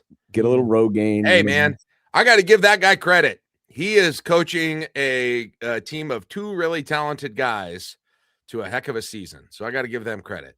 Ben McCollum's a good coach. I mean, if the season ended today, they would be undefeated against Nebraska. That's true. If the season ended today. Oh, a week from, we are now 9 days away. 9 days away from revenge. Oh, they're playing that on a Sunday? From bloodlust. Oh, that's gross. They always finish the season on a Sunday. That's because the Big Ten is stupid. You don't like a Sunday finish? They should be playing on Saturday night, baby. I mean, that would be cool too. Well, it's not really, they didn't really see this as a top tier game when they made the schedule. No, it is on Big Fox next Sunday, of all places. Oh, good. Yeah. Oh, good. Everyone. Not a UFL game? Not yet. Not yet. Jack, here's what I wrote down. So when we talked a week ago, I threw out the idea that about the bad vibes with Husker football after like a loss to a good team, and how then you enter into that stretch where there is like little to gain but everything to lose against opponents, you know? And we agreed, like, yeah, they're not going to be able to gain anything against Penn State. They're not going to be able to gain anything against Maryland. And yet I wonder if I'm kind of wrong on that, because the mood around here seems like pretty good, you know, after just like an up and down roller coaster with basketball. Or am I just, is that like overviewing, I guess, what happened? I mean, I don't know. In terms of it can't do much, I guess when I thought of it that way, it just meant that I guess I was thinking more about sort of the national perception and that sort of a thing. Like if they looked good, it would take away some of the terror of that Iowa game, I suppose. So there's probably that's probably what you're seeing is a move to panic after that game to slightly less panic as a result of that. But I think if they go in and beat USC right away, that'll go further than either of those two games did for the mood around here. Yeah, that's true. By the way, I have what are you doing now? No, I just get your dang bars off my screen. Oh my gosh, just ask me and I'll move them. It's the race for the triple bye. Mm-hmm. People keep saying double bye, and it's making me laugh really hard. Nebraska is in line to get a double bye. No, they're in line to get a triple bye. Yeah, this is where everything stands, thanks to Perdon't. Got him last night, who has fallen a game back. You now have a 3-way tie between Nebraska, Michigan State, and Illinois at 13-4. Purdue now a game back. So if the season ended today, Nebraska would be in the triple bye category. Mm-hmm. I don't know if you've gone to the simulator website yet, Jack. I have. I go there frequently. I did. I was curious because there is a possibility. And by the way, for those of you watching it on the YouTube stream, I've got the remaining games on the schedule for all of these teams.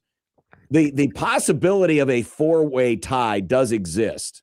You know, Purdue sweeping their final 3, and then each of Nebraska, Michigan State, and Illinois losing once over their last 3.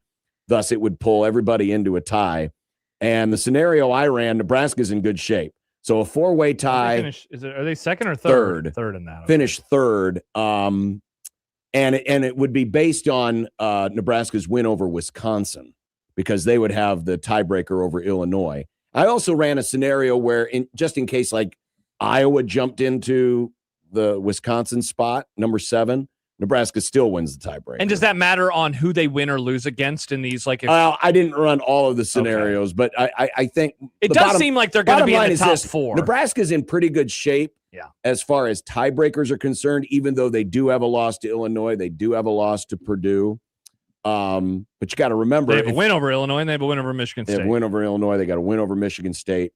I don't know. Have you run any other scenarios? I just saw the one last night that someone else posted, and I believe it just had chalk winning from here on out. I can probably find it on my Twitter feed because I retweeted it, but it was, I'm sure it's not going to happen, but it was the best possible Big Ten bracket that I could ever imagine for Nebraska. Here it is. If you go back on my Twitter feed, it would have them playing against probably UCLA or Ohio State in their first game, and then would play against the winner of probably Michigan State, Wisconsin in their second game, and missing Purdue and having Purdue, Michigan, Illinois, and Iowa on the other side of the bracket. Yeah, I was going to ask you like what you're hoping for in terms of who you do and so you want to avoid in the first game or second game any of those teams you just mentioned. I mean, it's Michigan, Illinois more than anyone, and then I think Purdue and Michigan State are probably on the next tier. When you go to the bball.notnothing.net, the default setting as far as who wins, who loses, Nebraska finishes in second by themselves. Okay. And their side of the ladder would be, you got Penn State, Maryland playing the losers game. And then you got Ohio State, UCLA, Nebraska. So Nebraska's first round opponent would be any one of those 4. And then, so that's the default setting on the notnothing.net. Yeah, you're right. That's a great bracket because literally I didn't know that was even possible to get Purdue, Illinois, and Michigan on the other side. I mean, everybody on that side of the bracket, Nebraska's beaten and has not lost to. Correct. You'd have Penn State, Maryland, Ohio State, UCLA. They would have had to beat UCLA. Wisconsin. Yeah, they would. Right, assuming they beat UCLA. So that's the only wild card. But that's incredible. And then Jack, like I don't know how much you care about the tip times. Obviously, if they're playing in the I do. Okay, so if they're the 2 seed, they're playing at 5:30 on Friday. Love it. Another afternoon off. I was going to say another afternoon off. The game's going to end. You can party it up. People can have a good time. I love that. And if they were to win that, then they would play in the second game on Saturday. They would play at 2:30 on the Saturday. Wasn't that a 5:30 game when Keisei Tominaga went insane against Indiana? I believe it was. On that Friday. That was amazing. Yeah, I believe it was. Yeah. Wow. What a time. Yeah. This is Very crazy. exciting. 2 seed. It's funny, Jack, because like it kind of seemed like all of us had said like, it's probably not super possible anymore for them to get there, and now it very much is on the table again. It's because everyone this is what's happened. And I said this, I don't know if I said it here or somewhere else or everywhere, but about 2 weeks ago, everyone was like, well, I don't know that they can climb back up that much. That's because everyone looks at the schedule and they assume everyone is going to win every game that they're favored in. Mm-hmm. And it just obviously doesn't happen that way. It's happened since Nebraska lost to Iowa. I bet there's been like 5 or 6 big results that have been upsets that have gone Nebraska's way, from Kansas losing to Cincinnati to Illinois losing to Michigan, Wisconsin. Obviously, last night was huge. Last night, there's been just a ton of UCLA beating Illinois. I mean, heck, Illinois can't win a stupid game, but everyone's still like, well, they'll be a 2 seed easily in the tournament, maybe a 1 seed. Nobody's saying they're a 1 seed, but you're obviously rooting for Michigan tonight, right?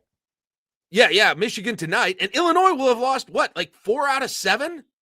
Isn't that crazy? They left that game not even a month ago, right, against Nebraska, and it was wow. This is the team to beat in college basketball. Here's the thing: it won't even impact them though.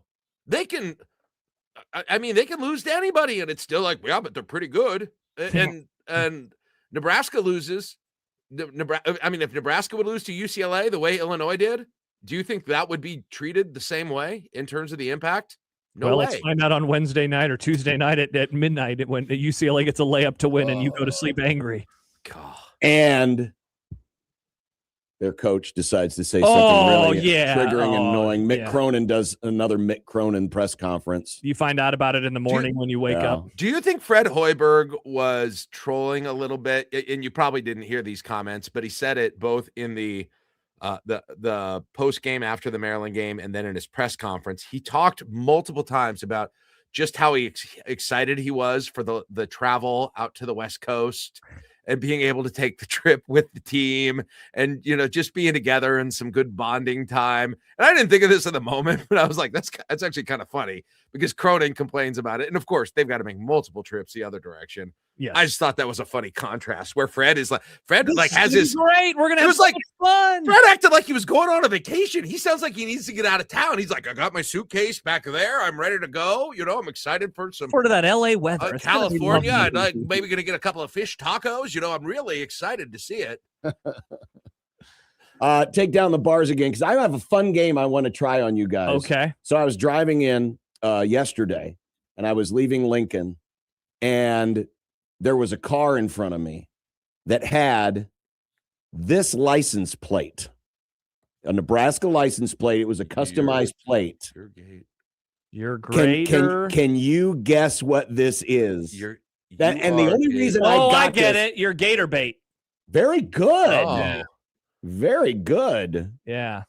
Yeah, and the only reason I was able to solve it, they have a Fiesta Bowl sticker. They had a Florida Gators. So they license are plate frame around it, but the license plate reads letter U, letter R, letter G, number 8, letter R, letter B, number 8. You are Gator. Is that a comment to the state of Nebraska or just everyone? Well, this is a proud Florida fan, so I'm I understand, but is that Florida fans like is to that say? Nebraska? You are Gator bait, or is directly addressed to Nebraska? I'm guessing it's should have given them a VHS copy of the 1996 Fiesta Bowl. It's a cheer. It's a cheer that they do at Florida. You are Gator bait. Gator bait. Yeah. I don't think it was directed at Nebraska. It was just they're just a proud Florida fan. But I thought that was a pretty cool license plate idea for a Florida fan. It's pretty good. You are Gator. It's fine. Dave Fight says you are great running back 8. It's an That's Amir what Abdullah I thing. thought it was an Amir Abdullah thing at first. Well, that's why I was reading, and then I just I wasn't really paying attention, but then I saw the license plate frame and it said Gators, and I was like, okay. Oh. Then it got my mind going, Gator bait. Maybe that's the license plate of literally every college basketball analyst. Oh boy, do you want to find a team the college basketball analysts love? Oh baby, do they love that team? Holy cow. Are they the best 6-loss team in history? Easily. I think we can say that. Are they the best team ever? That's a better debate. Are people asking that question? Are they the GOAT? Yes, they're like take an all-star team of John Wooden's teams, and modernize them and then take them against this 6-loss Florida team, which is clearly the national championship favorite, and I don't even know who you pick in that, Guess I know who I'm rooting for. Gator bait. Oh, you stop it. You watch, they're gonna win. They're gonna win a national. Doesn't matter. They'll probably lose. Right? They'll still probably lose 2 more games, and they'll be like afterwards. They'll be like, yeah, but I think they're still probably the team to beat here. I'm happy, Jack. I don't watch any college basketball discussion ever, and so I didn't even realize this was a thing until I heard you bring it up with Schaefer earlier today. I had no idea that this is going on. Well, just look at that. I mean, you don't even need to listen to someone talk about it. You just need to look at the bracket matrix or look at the committee rankings or look at any metric. I don't know. What's Ken Palm have them? 2, probably. Let's see. Number Bracket 5. Matrix does have them in front of Nebraska. Yeah. Ken Palm has them. They're number 4 on Bart. Yeah. Ken Palm has them 5. Better than Iowa State, they say. Wow. Icon says that they're the best team in the country over the last month, according to Bart. Wow. Is that true? Are they that good? I don't know, but everybody says it. I think one person said it, and I was like, I like that take. So let's see. Who's their best win against this year? Oh, I mean, if you look at the teams, their worst loss is to TCU, which is 57 on Bart. They don't have any great wins, though. Their best win is it Tennessee? Yeah, because they lost to UConn, they lost to Duke, they lost to Arizona. Didn't anyone in the top 15, barely top 20. I think Tennessee might have been in the top 20. Wow, that's weird. Go And they have a Arkansas. loss to TCU, which is a good team. But, I mean, if you just don't have a bad loss, Nebraska's got fewer bad losses than that and fewer losses. That's weird. More wins. And more Well, but motivated. remember, a lot of these a lot of these sites, they it's their score a lot of points. efficiency. They got a lot of because that's how it works. They're so efficient. I mean, that's how it works. That's what we're doing. It's not about winning games. It's about the efficiency. Got it. Okay. Well, that's how a lot of these analytics sites look at. They look at but it's margin not just efficiency the and it's like, analytics sites. It's bleeding into the real world sites. Well, with real life people, it's the whole they want a title, so they're going to be able to figure it out again. Like, Sure. That's just give them a little bump in the seating. They are, Last yeah. year, They are. you're supposed to consider multiple years when you do this, I think. Yeah. By the way, Jack, before you go, we got a comment from one of our listeners, Kyle, great. who is a Wisconsin fan. So this is going to be hilarious. I like Wisconsin this year. Well, Kyle says dudes who have picked Nebraska to have 10 wins every season talking about Iowa can't be a playoff team is hilarious. There it is. I already explained it, and you're a Wisconsin fan. Look at yourself. Get a hold of yourself for the love. Enjoy it. If a Wisconsin fan ripped an Iowa team, I would think it was hilarious. If they're basketball fans rip the Iowa basketball team, I think it's hilarious. And by the way, just to be clear, not playing well is not mutually exclusive with assessing other teams correctly. Okay? Nebraska could never win a game again. It doesn't mean that I have to agree that Iowa's going to the playoff. Come on. What happened to logic? I wonder sometimes. What happened to logic? People think everything is mutually exclusive. You can't talk about bad calls if your team didn't play perfect. Can't do it. It's not how the world works. So, I mean, if my assessment of Iowa has to be based on how Nebraska does, and then only then am I able to assess them, that's a flawed way of assessing football teams, and I think you need to think about that, Wisconsin fan. What a great discussion this has It's been. almost like fans are illogical. Wow. Who and knew? don't use all of them except me. We'll find out when Florida raises another trophy. Oh no, that would suck. We got to get Nebraska to play Florida in the Sweet 16. We have to. This is a necessity. I mean, it could very easily happen. First round. Let's get this over with early. I don't think you can have 2-3 seeds play in the first round, John. No, why not? Let's do this the right way. Let's make more entertaining games. Listen, if Florida finishes the season with 1 or fewer losses and Nebraska loses 2 or 3, it could be like a 1-8 game in the second round. Nice. Well, we'll find out after Nebraska loses both games because Fred was too busy being on vacation. He's like kicking back, handing out burgers, saying, we don't need to win these games. Florida. It's me, West Coast Fred, with sunnies on. I bet Fred's having the time of his life right now. I bet, His son's awesome. His son's going to be a first-team coach's pick for all league.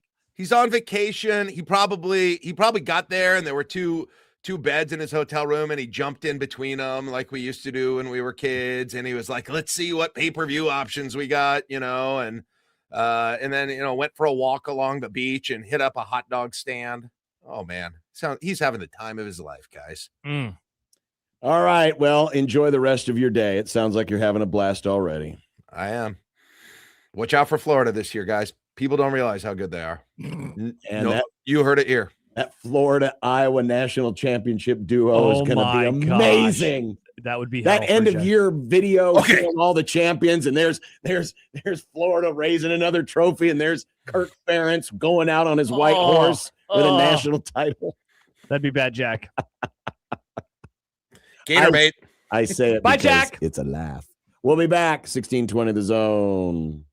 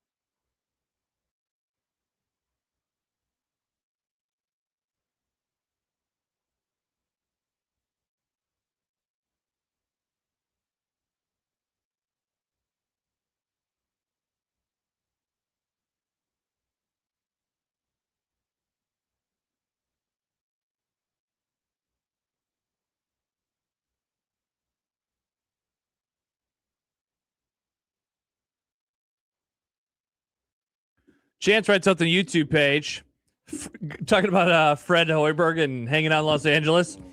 Fred slapping the iguana out of some dude's hands at Santa Monica like he's the Iowa kid because he ain't paying $10 for a picture. Nice pick, buddy. Woo! When I was in Chicago, that was the first time I'd really experienced people just hanging out by the bean, just trying to like put bracelets and stuff on you and like, hey, want to take a picture with the monkey? Mm-hmm. And okay, there's a little part of me that thought about it, but at the same time, I'm like, no. Don't spend money on that slop, Nick. If you try to put a bracelet on me and then make me pay for it, I will punch you. I don't want to do that. Well, friends, Nebraska has new special teams coaches. They do. Coaches. Though the gentleman who's getting most of the attention is Brett Maher. Because, well, he's former Husker Brett Maher. Can confirm. The duties, of course, will be shared. I'm the dude playing the dude disguised as another dude. Exactly. They will be shared, even though Maher has the main title. Nick Humphrey is co-special teams coordinator. But Brett Maher spoke the other day at his media session. Mm-hmm. And with all of the attention being paid on special teams, with good reason, because of the divorce between Matt Rule and Mike Eckler. Yep. And the hyper focus that will be on this position group, I thought we needed to hear a little from Brett Maher. And I also think, because this will be something that will be watched all year long. We'll be talking about special teams every game. The progress of special teams will be watched with a great deal of interest. That Brett Maher deserves an open. We've never had a special teams open, have we? Well, we're going to have a special teams open. Awesome. Now, for those of you watching in on the YouTube stream, sorry, you won't be able to hear it because it features copywritten music. Yeah, and when John told Nick and I the band that he chose, I was flabbergasted. First of all, that he'd even heard of this band. So, of course, I've heard of Linkin Park. I'm sorry, I'm a little surprised. See, what surprised me? They're not some obscure band. I know, but John, famous bands come up all the time. I've heard of Taylor Swift. I've heard of Linkin Park's not as famous as Taylor Swift. Well, Linkin Park makes sense. I understand how John would have heard Linkin Park. What surprised me was the specific song choice that John chose. That's because I wanted to find a song that had to deal with. I initially searched Two-Faced. Hello. Fire Matt Rule week. Well, when you hear the open, you'll understand why. So, ladies and gentlemen, boys and girls, it's time for the special teams report.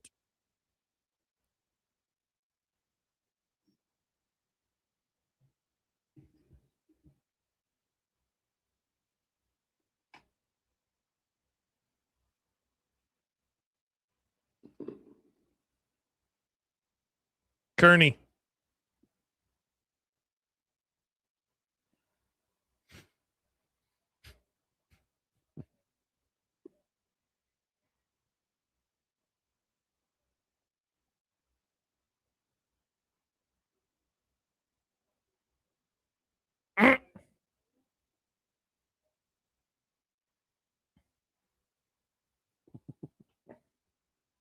Get it? The two faces of Brett Maher. That's new Linkin Park, Josh, with the woman lead singer that you said you hated. You know, I never say virtue signaling because I think it's a really annoying phrase, but just liking them because they have a woman singer. I don't like them just because they have a woman singer. I like them because they sound great. I don't dislike them because they have a woman singer. But you said you don't like Linkin Park. Yeah, because I'm nostalgic for when I was a youth and I liked them. That's not neither here It's just nor about there. being old, Nick. You would like this album. You nerds can go argue about Linkin Park somewhere else, but it's Shouldn't have chosen if you didn't want us to argue about They Linkin did Park. a very good job of doing their old sound with I their have new no lead idea singer, who's Josh. going to lead to this. It's a great album. He's of music. He loves this stuff. I He do always love talks this about And it. you're not of music. You don't usually care about this I stuff. have takes on Linkin Park, though. Well, the new album was awesome. Great. Now every special teams report is going to be derailed by these two mimbos arguing over. You should listen to the album. Linkin Park. It's a great album. I watch shows and movies that you recommend. How about you listen to an album I recommend? I have really good Next time I'm going to takes. do an open with Stuart Mandel at double speed. Well, then I'll compliment it. I won't have probably. any takes on that one. Yeah. Here is Brett Maher on the mentors he On has Lincoln Park. Oh, in special teams. I think what allows me to be comfortable in this situation is the experiences that I've had. Number one, throughout the NFL, the different coordinators that I've been a part of with Darren Rizzi, Bones, Jeremy Springer, who's with the Patriots now. You've got Phil Galliano down in New Orleans, and all those guys that I've made relationships with, still have relationships with, and can be sounding boards for me as I kind of go through the processes and the ebbs and flows of what practice schedule looks like, how to run a meeting, how to decide what information is important, what information is not important. How do you try to build a special teams culture, which isn't as challenging here because of how Coach Rule has everything set up. And, our base fundamentals here are practicing really hard, giving great effort, having grit. That's a big thing that we're talking about this year. And all of those things encapsulate what we want to do and what we need to do on special teams. So having that comfortability level with those people and walking into this building and having that kind of base already set allows us to be ourselves, kind of do that through our own personality and really kind of hit the ground running. So even though he has very little experience in coaching, he does have quite a few guys that he talks to on a regular basis. And the bones he refers to is John Fossil, is one of the best special teams coaches in the National Football League. He was with the Rams. He was with the Cowboys. Currently with the Tennessee Titans. Mm-hmm.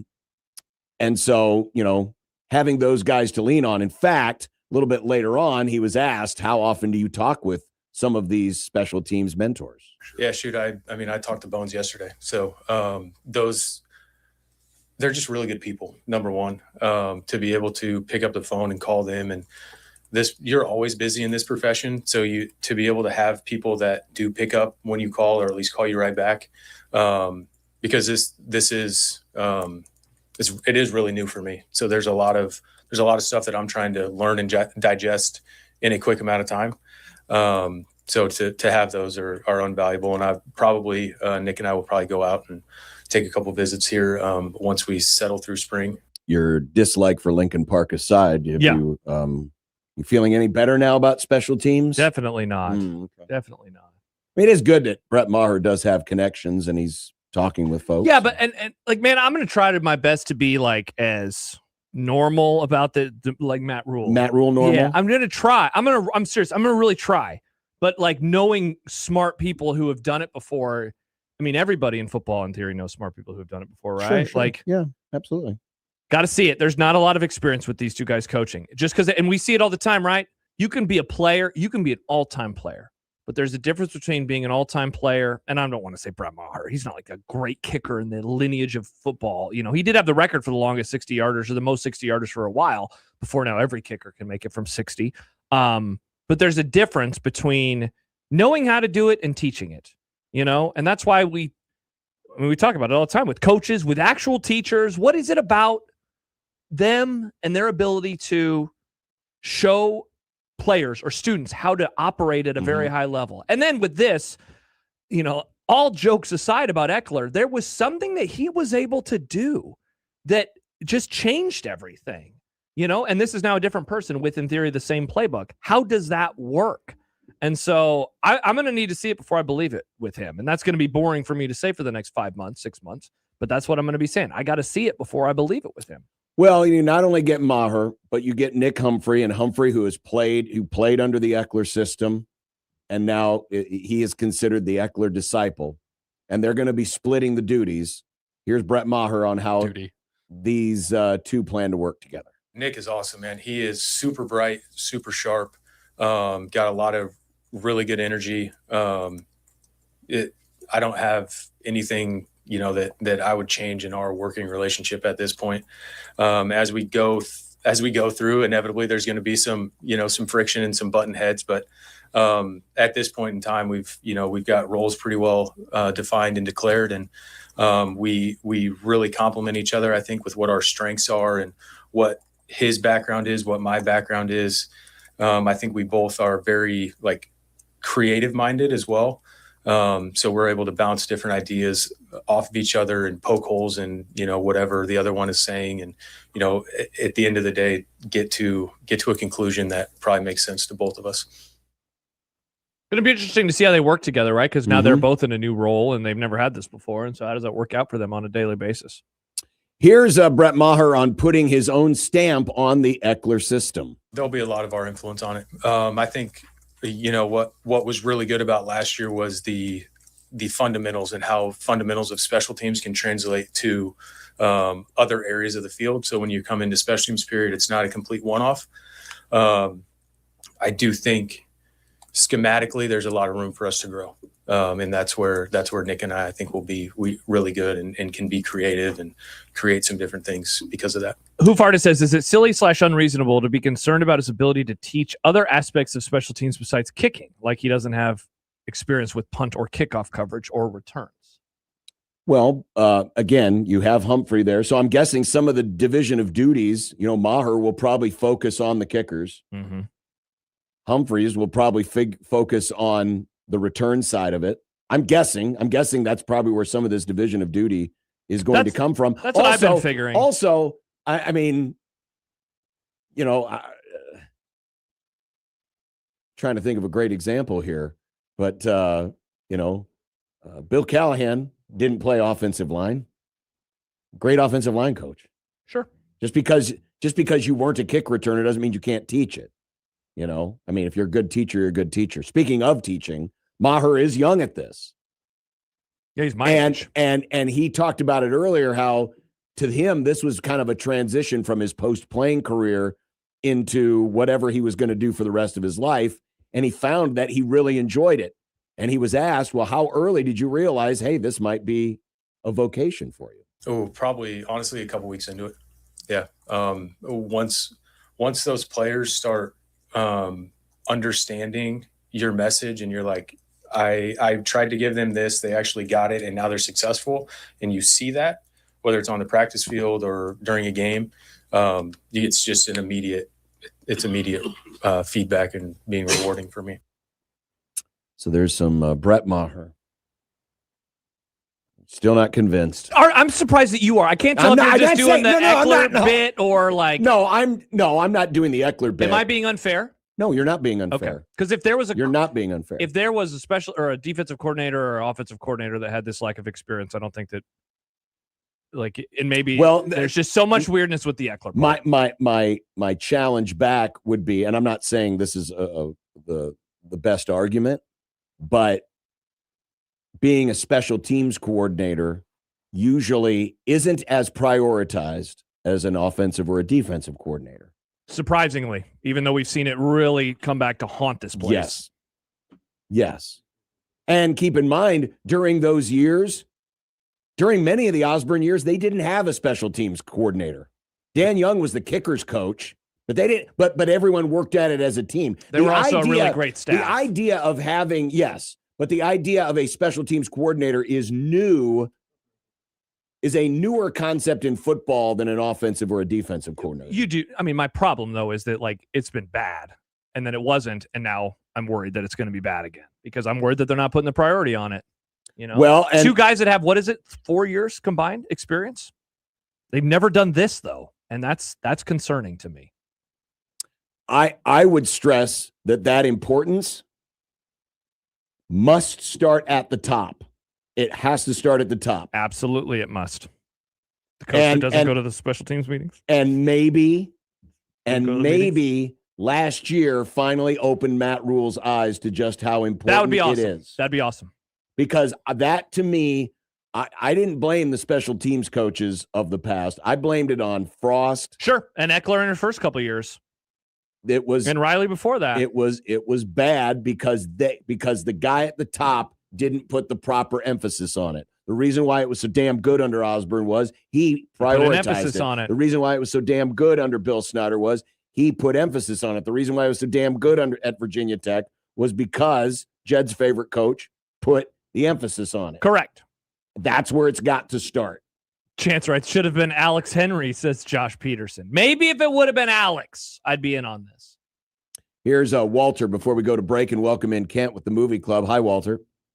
Hey guys, another great Friday. Thanks for letting me get on. Thanks, But, man. Welcome. This, this just seems to be another project of a coordinator. I mean, you got three coordinators, and you can't take a step backwards on a guy that's calling people about how do I set up meetings and what do I do.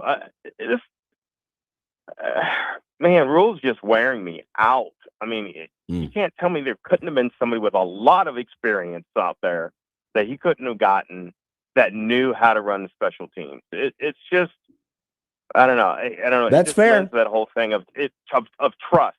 I mean, that's kind of where I'm at right now with the whole thing. I love my Huskers, but man, he's stretching it, man. He is stretching it, and he's wishing, and he's throwing stuff up in the air. And I just want to hear you guys. Thanks, Walter. You know what this kind of smacks of?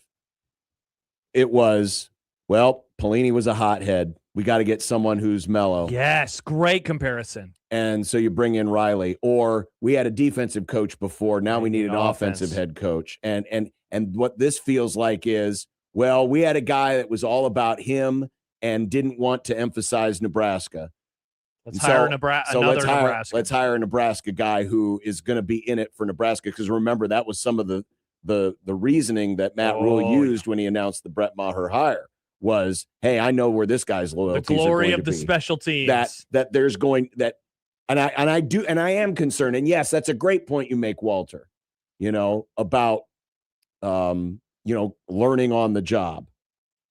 All of it is very valid. And I'll throw in one more.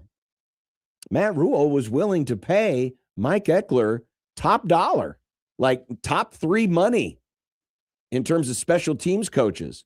So that money was in the budget. He could have used that same amount of money to go out and lure somebody else's special teams coach. But again, 2 things. The reasoning with Maher was they didn't want to make a radical change. They wanted someone that would still teach the Eckler schemes. And he also wanted a loyal guy. No, not Paul. Oh, not Paul.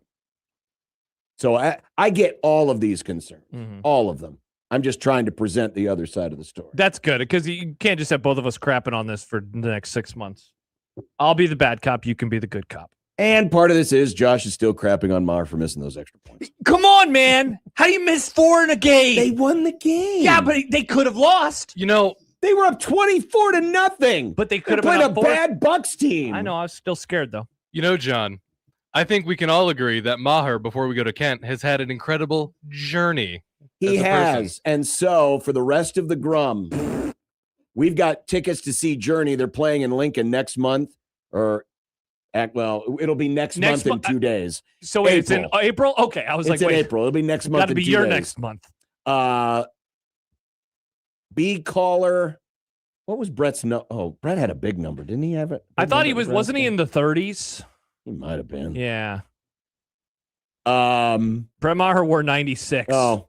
Here, wait. What was his Cowboys number? He wore 2 and 19. Caller 2? No, that's too easy.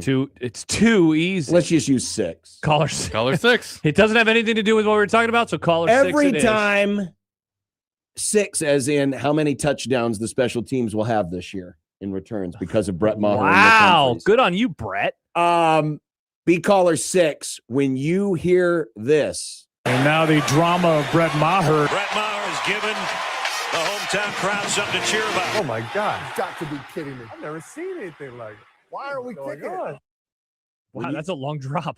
Is it still a drop if it's over 10 It's seconds? It's good enough. Good question, Nick. Be caller 6 every time you hear that. Perfect. You'll win tickets to see Journey. Kent's Movie Club next on 1620 The Zone.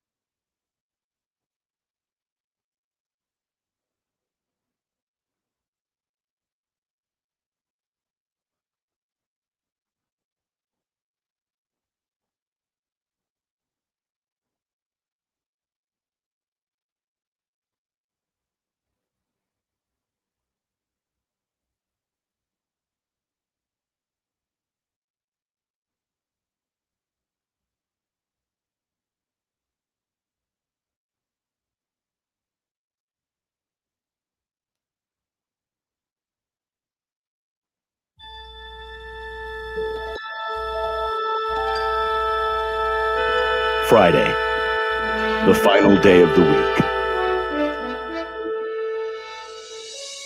These are the voyages of the program Unsportsmanlike Conduct.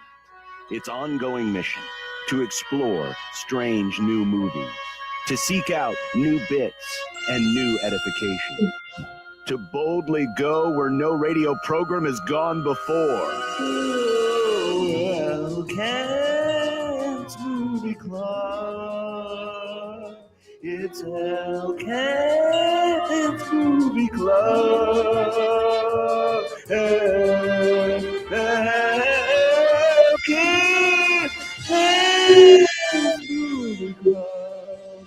It's El Kent's Movie Club.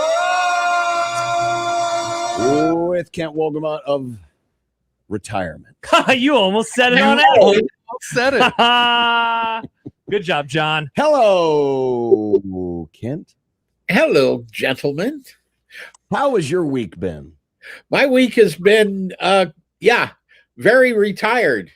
Nice. Awesome. Congrats on the retired. Can I forget? Like, do you still have access to like the screeners and stuff? Like, what's the movie watch? The answer to that question is some yes, some no. Okay. Like on the loophole. Nice. Our friends at Netflix have yet to cancel my portal, so anything that is coming up on Netflix, I can see. All right, who's been canceling you so that we can call these people out? Because Kent should get grandfather rights. Yeah, he's given been doing this the for years and years. years of great reviews that he has done and the loyalty to the arts. The ones that are canceled are the ones that they were having for me at the, like, they would bring the actual film in here. And so since I'm not writing anywhere, there's really no reason that they'd want to do that. But no company has explicitly said no. It's been it's the how they're presented. But all the streaming stuff I've still got. They have. Hell yeah, Kent. Okay, well that's good. Don't let them clip your wings. I feel better. I feel better. Keep on flying, baby. I had to reassign myself on Apple yesterday to make sure so I could get the Formula One. And the streak continues. I believe that's 5 or 6 straight episodes. Next week, baby, we're back. It's race week. Yeah. This is. Did you know Cadillac named their car the MAC1 in honor of Mario or MCA 26 for Mario Andretti? Because Formula One has had such a weird bone to pick with the Andrettis forever, and now Cadillac is forcing the Andrettis into Formula One. Well, they should have just put Andretti on the side of the car. It's Mario They should have Andretti let Cadillac Mario 26. drive the damn car. He'd be probably beat some of these damn whippersnappers. How ancient I am! I remember watching Mario drive the Formula One car.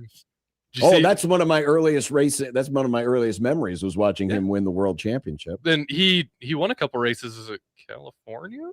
Was that? Like 70, I think his last 80? Formula One win was like in '82 or something. Early '80s, Yeah, because that's when he had started to transition back to Indianapolis. He had won in the Indianapolis in '82, right? No, he won the 81? Indy 500 in '69. It's the only time he won an Indy 500. I thought there was a situation where he won one and then it was stripped away. Well, yes. Okay. 1981. That's what I was thinking about. Bobby Unser won the race. He was disqualified after the race. Then there was a lawsuit, and then they reversed the reversal. Yes. Wow. And Mario. The 1969 car that he drove, my dad was in had a gas station and sold STP products. Of course. Somehow won some sort of thing where they actually brought that car around to a few places that sold STP, and you could get your picture taken with the car and stuff. And I went, and they said, yeah, you can get in it. I was like 12. Right? Wow. I was too tall at 12 to fit in there. Ken, that is incredible. Yeah. Ken always has a story, and I love that. There's always a story. There is always a story. That's so cool. That was, I believe that was a Lotus chassis too. God, that 69 Lotus that he my won. God. That he won that Indy 500 in. Maybe the best looking Formula One car ever. Mm-hmm. Oh, the F1 car he drove, the John Player Special. Oh yes, 100%. That was a sharp car. That black and gold. Very sharp car. All right. Josh, how do you feel about the Lotus F1 car? What year? 1969. No. 78 was the year he won the world title. You know, they were 1978. Mario Andretti. They were the first F1 team to introduce ground effects, and it was so good that they had to outlaw ground effects. They got booted. Yeah. Yep. That's pretty clean looking. It's a very clean looking car. Thumbs up from me. Very clean. Kent, thank you for sneaking in a Formula Friday. There was no sneaking. He hit it with a sledgehammer. Very sneaky. This movie was it's not about Formula One cars or Indy cars. It's about trains. It is kind about of dreaming about that. Dreaming of trains. Train Nightmares. Dreams. My pick, as Ken pointed out at the very end of last week's interview, we had watched 4 of the Best Picture nominees in the Oscars, and I had already had my pick for this week, which made it 5. Train Dreams, which I've heard about for a few months, Kent. I mean, this has been on Netflix for a while. Came out in America on November 7th. It actually premiered at Sundance over a year ago.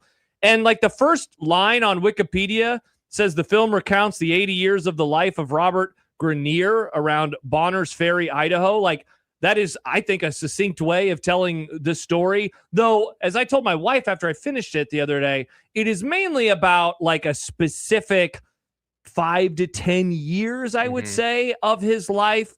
I mean, Ken, what do you want to do with spoilers in terms of kind of how this plot goes? Because like there is an event that happens that, I mean, really does shape the entire movie. I guess a quick synopsis. Guy is a logger living up in Idaho, is at home, goes away, is at home, goes away. Early 1900s, as in particular the title Train Dreams, they are building a bridge for a particular train. It is narrated by just a dude. Yeah, just a dude. Omniscient. Thank you, Ken. I was trying to figure out the word I was looking for there. And as John said yesterday, Ken, when this came up, and it was the first word that I thought of after I finished it. It's a very sad movie. I would describe it as beautifully devastating. Yeah, beautifully sad. The music is great. The acting is great. It is very sad. It's just kind of like, here's a life story about a guy who's just kind of a guy. Nothing special about him. He's just trying to live, trying to make money for his family. Some stuff happens to him. Well, I mean, he's got a sad background. He doesn't really know his family. Yeah. Doesn't know his parents. He doesn't know where he came from. And he was just kind of this lonely drifter dude. And then he, stumbles across this, beautiful girl that he meets and goes to church with her and they get married. And then of course stuff happens after that. Yeah. But, yeah, it was a beautifully sad movie. It's set there in the great Northwest, so you got a lot of great scenery. Oh my gosh, it's a gorgeous movie to look at. It really is. Yeah. I of the Academy Award winning, this is my favorite so far. Really, over One Battle, even. Yes, I do rate this over One Battle. Wow, interesting. This movie does something where it feels like it kind of taps into something that we all have, where it's just not feeling like you've fulfilled what you've wanted to fulfill, or you have all these plans and then suddenly you don't have these plans.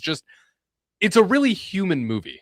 Yeah, Ken, one of the things along the lines of what Nick just said that I thought of. So in the old times, you could basically go through your life and pass away, and outside of your super close circle, no one would ever think about you again, right? Whereas today, forget about us being on a radio show. Everybody, in a sense, is online. And so there will always be kind of a placeholder for X, Y, and Z. Maybe it's a few tweets. Maybe it's a Facebook page. Maybe it's a blog.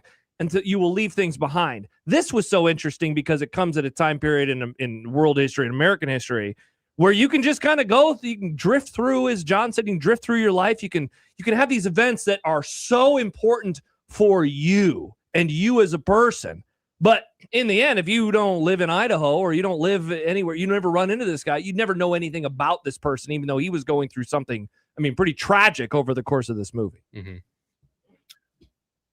I would agree with that. And I would also add to what the way you guys have characterized this picture. What it also is, and why it's kind of sad, is this is kind of an elegy for the American frontier, right?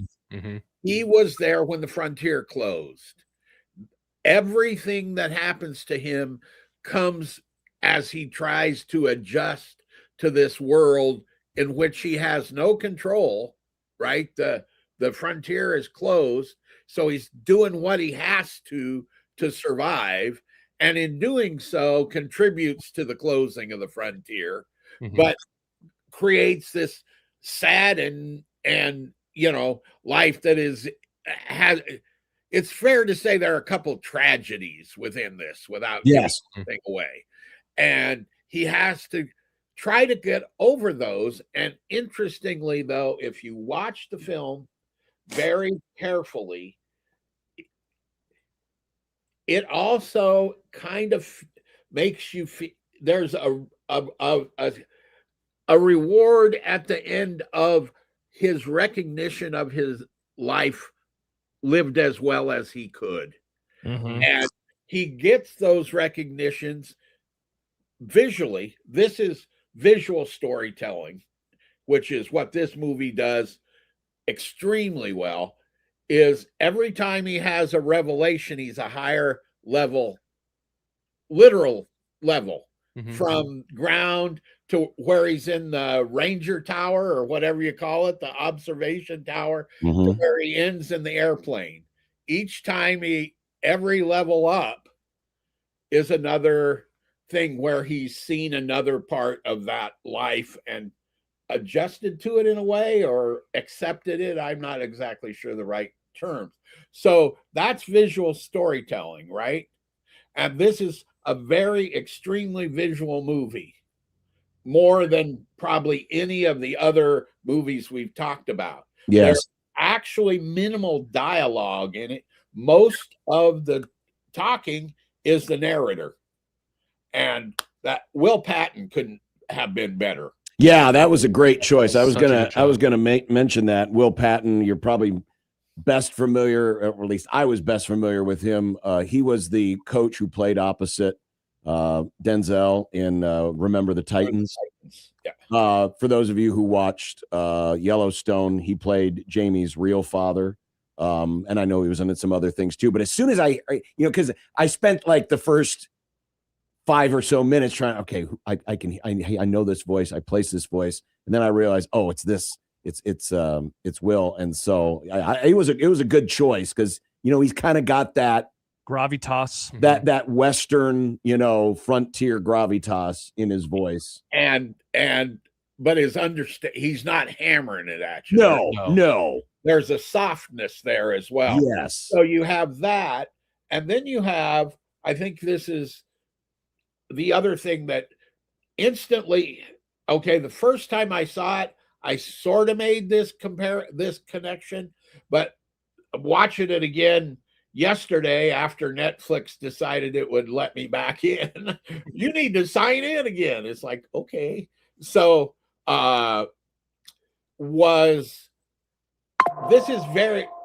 reminds me of a Terrence Malick movie. Y'all know, familiar with Terrence Malick? He did the Badlands, the movie based on Charles Starkweather, with Martin. Yeah. That was his first movie. And he's highly regarded. He's not a commercial director at all, right? He's made these like one great movie every 5 years, but none of them are commercial hits. But he has this visual poetic style that is, in his movies, there's not a lot of plot, right? As much. This movie takes that visual poetic style, and I'll give you an example of sort of the kind of style. When the guy goes flying off the bridge, that's not giving anything away. When the guy goes off the bridge, the next shot is straight up into the trees. Yes. Mm-hmm. That's the style. That's those kind of. So, but the difference between this movie and a Malick movie is this one's more tightly edited.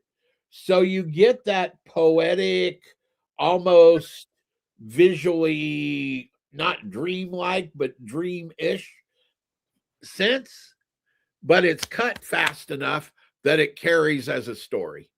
Mm-hmm. I couldn't agree more, Kent. Like there was the one moment, and you talk about how like in all of his life, he keeps getting higher up. I thought it was great when they finished the bridge and like the next line from the narrator talks about the other bridge and the next shot is him, which was used later in the movie. I thought that was excellent because talking about, again, he trying to survive in a way and put food on his table and all of the things he needs contributes to his downfall, as things just move so quickly. In a way, it reminded me just a tiny bit of the little side character or the side story in Shawshank Redemption when Brooks leaves the prison and he talks about seeing the car for the first time or whatever it was. And like this movie has that where they're often in the forest and he's often at this farm, but occasionally things are evolving in the real world. There are vehicles then, and the people aren't taking the trains as much, et cetera, et cetera.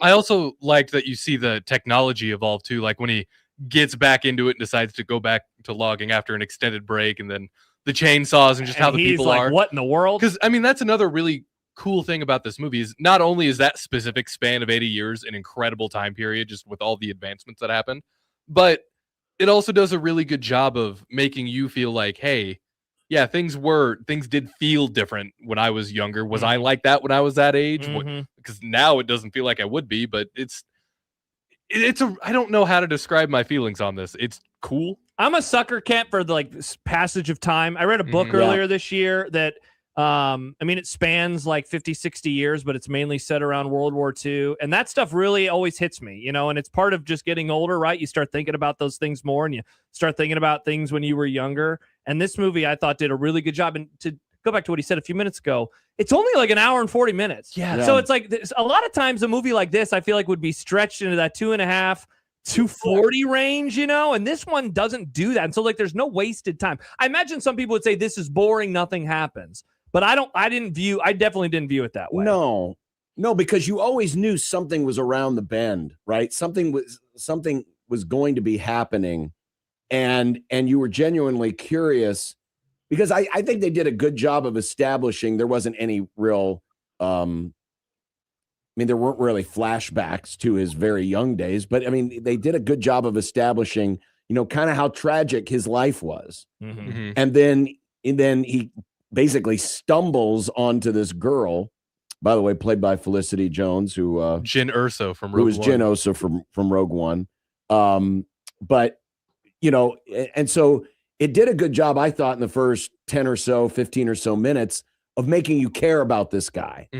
And so even though it's not a fast-paced movie, it's not like a Forrest Gump where it's a passage of time movie where there's always something exciting happening, but it did make you wonder, okay, something's going to go down. Something's coming around the corner, and how is he going to deal with it? And that's something I thought was really cool, too, because, stories always need an antagonist. And in this case, the antagonist in this story was his life. It was his own sense of mortality. Well, and it's life. And his life, yeah. It's incredible. I've never thought about that. And branches. And speaking of branches, there's a lot of that guys in this movie. William H. Macy shows up for a handful of minutes, and his character rocks, man. He is so good for the time that he is. He is so nearly unrecognizable with the beard. When I saw him, I'm like, is that?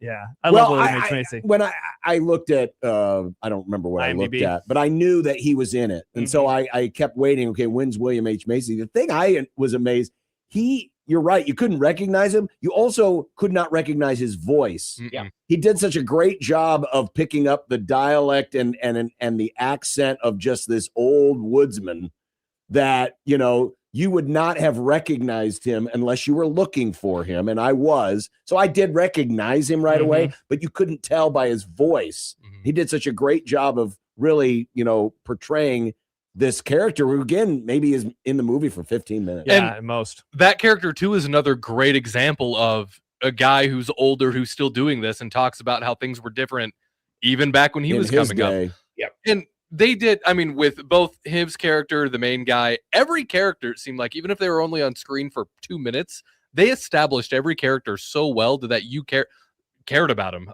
That dude who showed up, that bounty hunter, or that guy who showed up.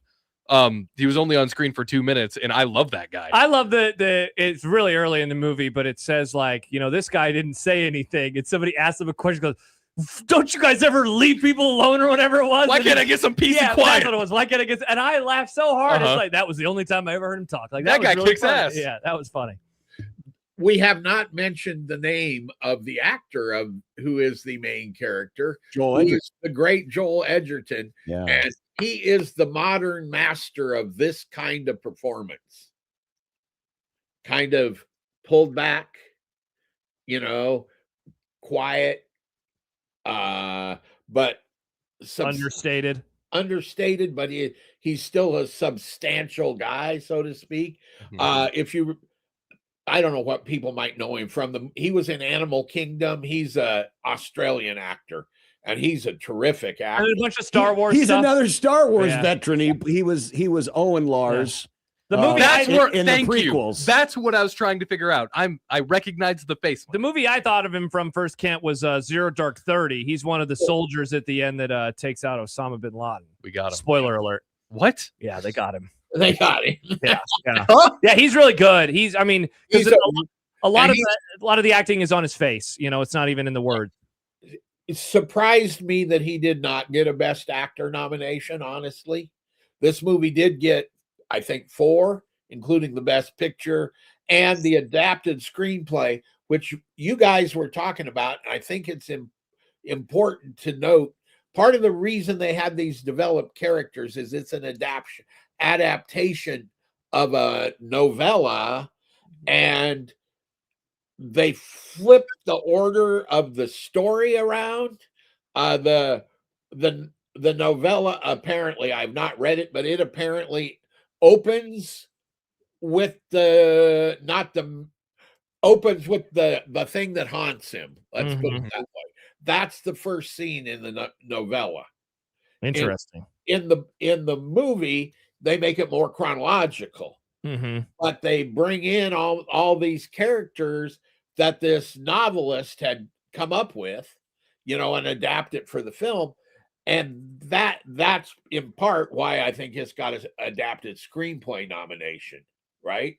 And I also think for people that are interested in movie, who did what, this director, who is named, I believe, David Bentley, is that right? Something Bentley is his Clint Bentley. And the screenwriter are a team, and their previous movie was a movie called Sing Sing, and it's really good. It came out 2 years ago, last year.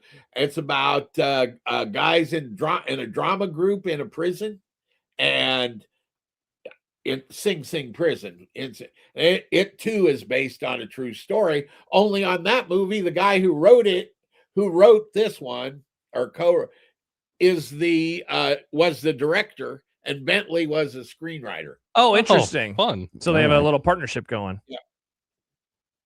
I enjoyed it. I did too. I loved this. Like movie. I said, I think of the Academy nominated ones that we've seen, Sinners, One Battle, F1, and wasn't there? There's one more. Let's see, Begonia. Begonia last week. Last week's movie. Yeah. This is my favorite.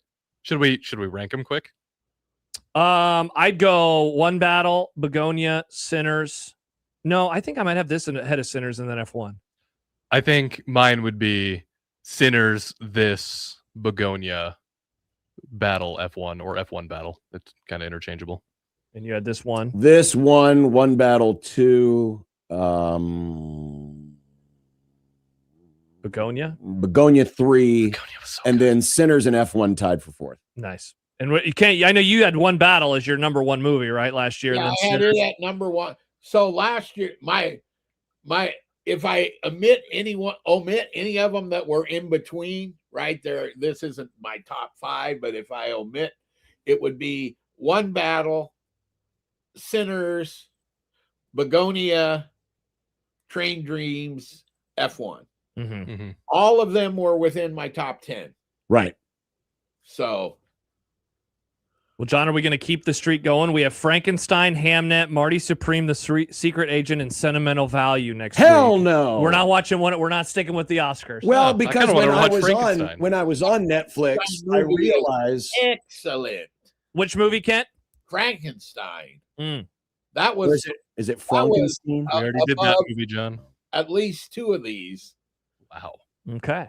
No, because I noticed when we were on Netflix, it looks like the entire catalog is on there. And I recall I know at what we're the doing. end of last year, somebody said that they wanted to review all of their movies. Well, we have to start at the beginning. And so from Netflix, we will do Dr. No. The Spy Who Shagged Me. No, Dr. No, the first of the Sean Connery, James Bond movies. Ken, I don't remember if you were here for it. I have only seen the Pierce Brosnan and Daniel Craig Bond movies. I've never seen the other ones. What? Yeah. Yes. From Russia with Love is incredible. I've never seen any of the old ones, so this will be my Old first. single? I'm pumped. You know, Thunderball. You're in my wheelhouse, boys. I was in grade school when these came out. I love these movies. I'm excited. So I've never seen Dr. No. I always thought it started with From Russia with Love for some reason. So that I was only the watched. second one, Yeah. right? Because it was that, then Russia with Love, Goldfinger, Thunderball. The one in Japan. Yes. Oh, You Only Live Twice. You Only Live Twice. That's it. And then the one in then the one with Lazenby, and then the last one with Sean Connery, or the last of the regular series. The last official one from Sean Connery. Yeah. So yes, and the Dr. No, I have to confirm with my bad memory of who acted in what. Yep. There is one of the more famous scenes in the probably out of this movie, is the Ursula Andress in the bikini. Yep.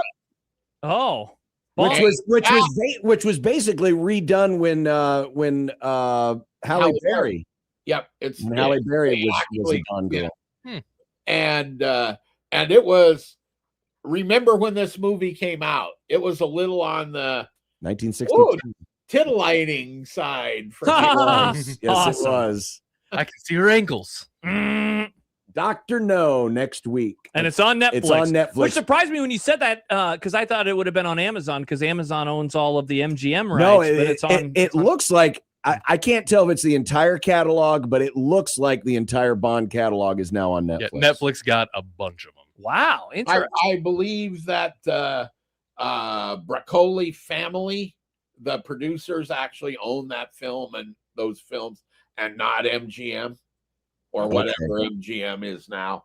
I believe they're all actually controlled by the Broccoli, I guess you say their last name. Wow, I searched James Bond, and there's what, five movies per line, and there are 25 movies. How many Bond movies are there? I think that's all. So they have 25 Bond movies right now on Netflix. That's I thought they were in the crazy. 40s for some reason. No, it's somewhere in the 20s for sure. Yeah. Wow, that's nuts. All right, Dr. No next week. We did get one question in the comments from Troy. What's up, Troy? I wonder if Kent has given up on the Lakers after last night. They lost to the Suns. Well, remember that I'm Raider fan, so I don't give up on my teams. Sometimes they win, sometimes they lose. And the Lakers, they're still over 500. They're still in the playoffs. Yeah, everyone gets in the playoffs in the NBA. The wheels have kind of come off a little bit for them, and part of that is the inevitable but finally happened decline of LeBron James. Yeah. This is certainly his last year there, right, Kent? Oh yeah, absolutely. Yeah. And they just have lost some chemistry somehow over the last 3 weeks, because it started before the All-Star game. It's not a post. It had already started. However, I am enjoying watching the Spurs. If you're an NBA even curious, watch the Spurs. Wemby is going to be the superstar of the next 15 years. Yep. And they are ahead of schedule. Oh yeah. They were not supposed to be this good this early. Well, they had to get rid of the dead weight of Pop. Of Greg Popovich. All right. Kent, have a great weekend, and we'll see you next week for Dr. No. Dr. No. Thank you, Kent. There you go. Wolgamott. In the movie club. We'll come back. We've got some fun coming up, including One Beer Friday predictions, some content, and yes, we're going to ask the question: will Matt Rule be here in 2030? Fire Matt Rule Week, brought to you by John Bishop begins. This is not Fire Matt Rule Week. That's right. It's next week. We're getting the audio worked on. We'll have it for you. Guys are nuts. 1620 The Zone.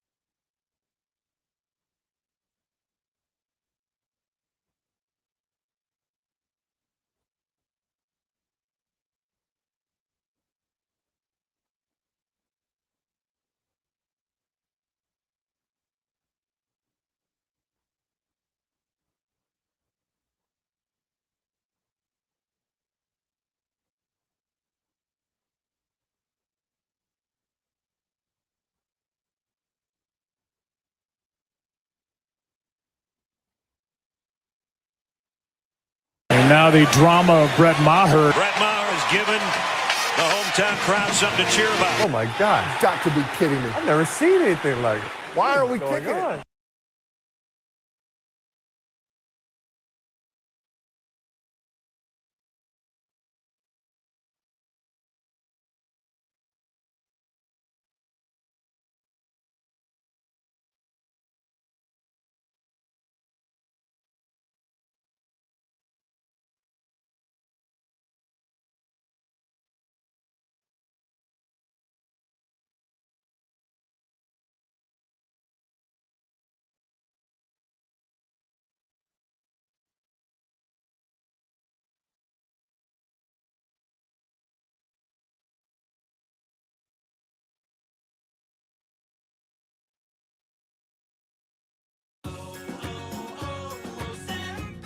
Hi, I'm Chef Franklin Becker. You know the jingle. Now discover the facts about Ozempic, a GLP-1. There's only one FDA-approved Ozempic made by Novo Nordisk. Learn about the real thing. Talk to your healthcare professional today. Call 1-833-OZEMPIC or visit Ozempic.com to view the medication guide and to learn more about Ozempic. Semaglutide injection 0.5, 1, and 2 milligrams.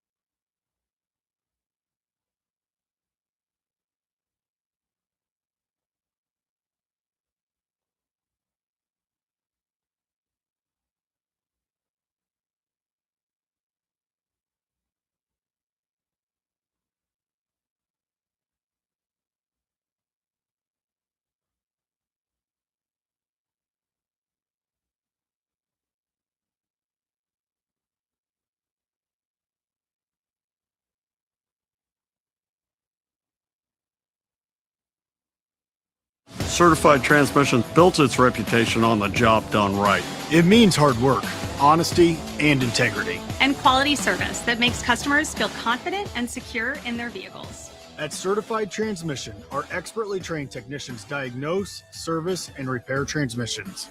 And together, we ensure our customers leave satisfied and worry-free. Certified Transmission, the job done right at the right price. Find a location near you at certifiedtransmission.com.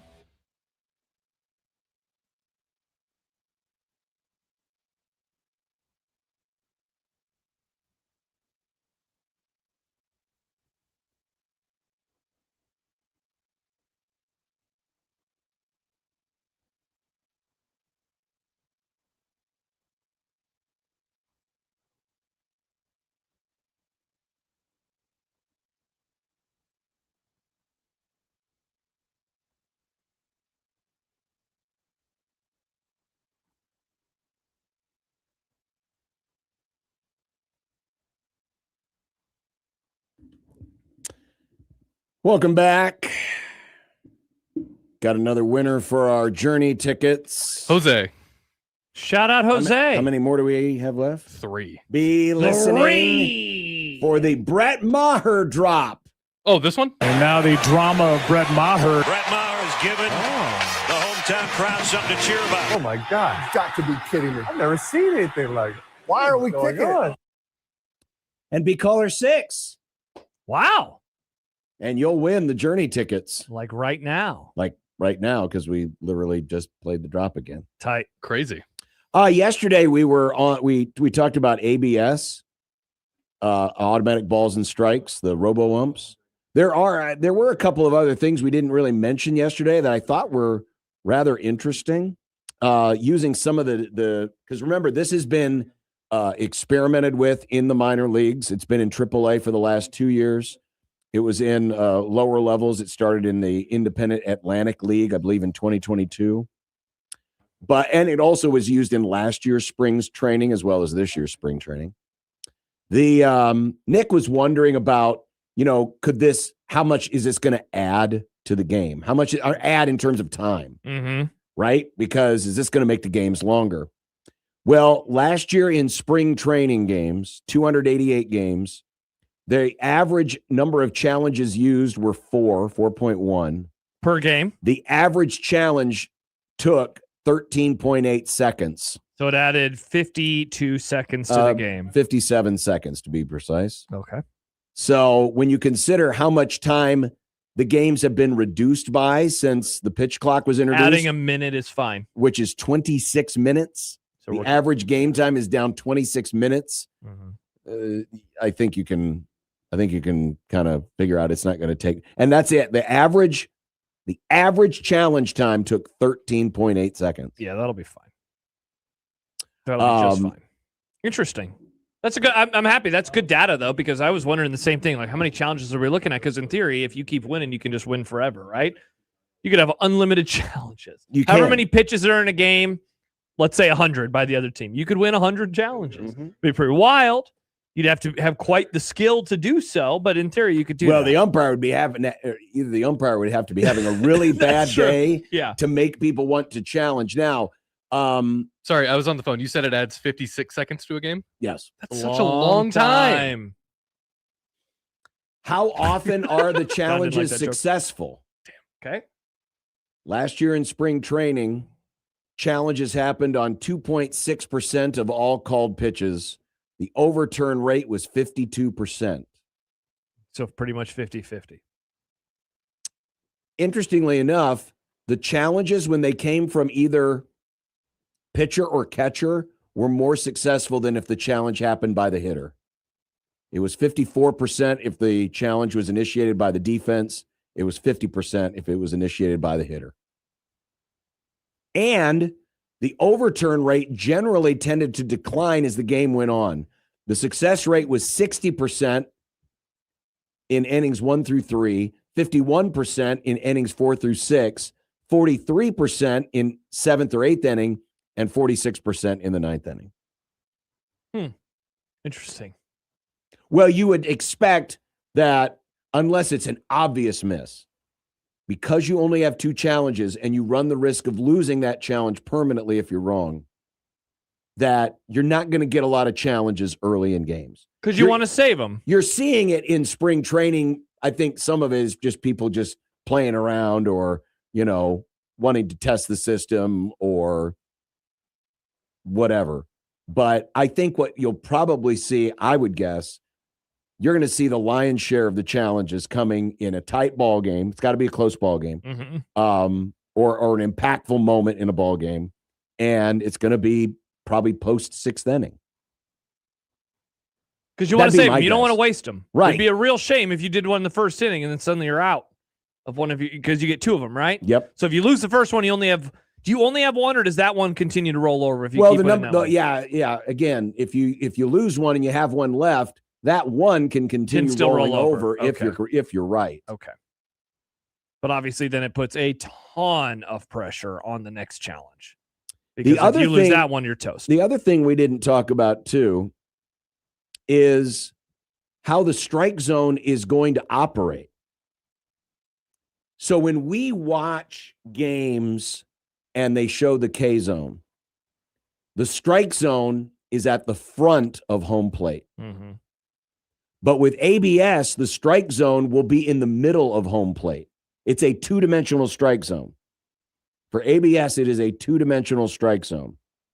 So if you think of the strike zone as a pane of glass, right? Mm-hmm. And the idea is if the ball breaks the pane of glass, it's a strike, Mm-hmm. which means if it nicks the corner, that's a strike. Mm-hmm. That's my name. Well, if that pane of glass is sitting right at the front edge of home plate, let's say you throw a wicked curve or a wicked slider, and it can, on its downward trek, it can just nick the bottom of that pane of glass and end up in the dirt, Mm-hmm. which Major League Baseball determined, is that really a strike? And what did they determine? So that's why they have moved the pane of glass to the middle of home plate. The middle of home plate. So when you see a challenge, that pitch has to be in the strike zone as it crosses the middle of home plate. And where had it been? Well, again, when you were watching K zone, that K zone was measured at the front of home plate. And this is going to be a really dumb question, but I'm pretty sure I have this right. The roof of the home plate is towards the umpire, right? Yes. Okay. Yeah, the point of home plate So I never touches really- the umpire. never really looked So at that. if you measure from the back point to the front of home plate, that's what is the plate? 17 inches. Okay. So So this will be in the exact middle. And you said it had been at the front of it? Yeah. It had been. Well, That's at least the K zone. Yes, had the been. K zone. Now, what was that the strike zone for the umpires? The strike zone for the umpire, as the rule book has always defined the strike zone as three-dimensional. But in order for ABS to work, and let's face it, that pitch that scenario that I gave you of that wicked curveball that just barely touches the bottom of the strike zone and then basically bounces on home plate, that was never called a strike by umpires. Yeah. But if that pane of glass had been at the front of home plate, that would be a strike. So that's why they have moved that imaginary pane of glass to the heart, the middle of home plate. Also, we've always kind of defined the strike zone as, chest to knees. So when they measure every player. Because this is about the player. Yes. It really is. The player is being measured. And so they'll walk in. Tough for Nick. They'll walk in. Nice. The bottom of the strike zone will be at 27% of your height. So if you think of your height, 0 to 100%, at 27% of your overall height, that's the bottom of the strike zone. At 53.5%, which is a very specific number, is the top of your strike zone. So yes, a player like Aaron Judge, who's a very tall individual, gonna be is going to bigger. have a bigger strike zone, but he also has a bigger strike zone. In other words, he's got more area to hit because there's more guy. places to throw a strike as the pitcher, but if you view his body as just stretched out version of a shorter person, right? He in theory has a nice wide berth that he can make contact. Correct. With. Now what about guys who scrunch down? It doesn't matter. So it's totally about your height. The strike zone is measured by your height. Because I remember I had one of the video games on the Sega Dreamcast back in the day. Sega. And, I remember playing with Alex Rodriguez because he was on the Mariners, and his strike zone was large because he was a tall guy. But did Chuck Knobloch, was he a squatter when he was? Pete Rose and was. So his strike zone on the video game was way smaller because they did it based off of how you're standing. You come in, you measure, they measure you from, head to toe. So there will be players that they will be at a disadvantage because they hunch over a little bit and thus their strike zone has been smaller, and right? You really don't see as many of those types of players anymore. Hunchers are gone. Also, remember, even when the guys would hunch over, that's their stance. But when they actually got into swing mode, then they're kind of stretching out. Yeah. Because if you think Like about it, cat. I'm going to, Look at like this. Pete Rose would get way down like this, Wow. but he wouldn't swing down this low. Yeah. When the pitch was coming, then you'd see he'd stand up because, you got to get that. You got to load your front foot. You got to get the load on your swing. So that's how it's going to be measured. Interesting. This is very fascinating stuff. Are they making the player heights public? I would think so. So I ask this just purely out of the curiosity of how many players have been lying about their height this whole time, and now it's measured, so now we know. I would say this. It's like the NFL, right? When they measure you in the combine, I'm guessing those heights have always been accurate. Okay. This isn't like college where they fudge on people do think in the NBA that some of those guys lie. Like Kevin Durant, for whatever reason, doesn't want to be listed as a 7-footer, even though I'm pretty sure he's a 7-footer. How tall is Wemby really? Right. Et cetera, but et cetera. there's not a rule in the NBA that is Just more affected about by curiosity your than body anything. size. Yeah. Right. Yeah, for sure. In baseball, because of this, they have to be accurate. Yeah, no, that's what I'm saying Because now, but I mean like before. I would guess Like, that has Mike Trout been lying about his height this whole time?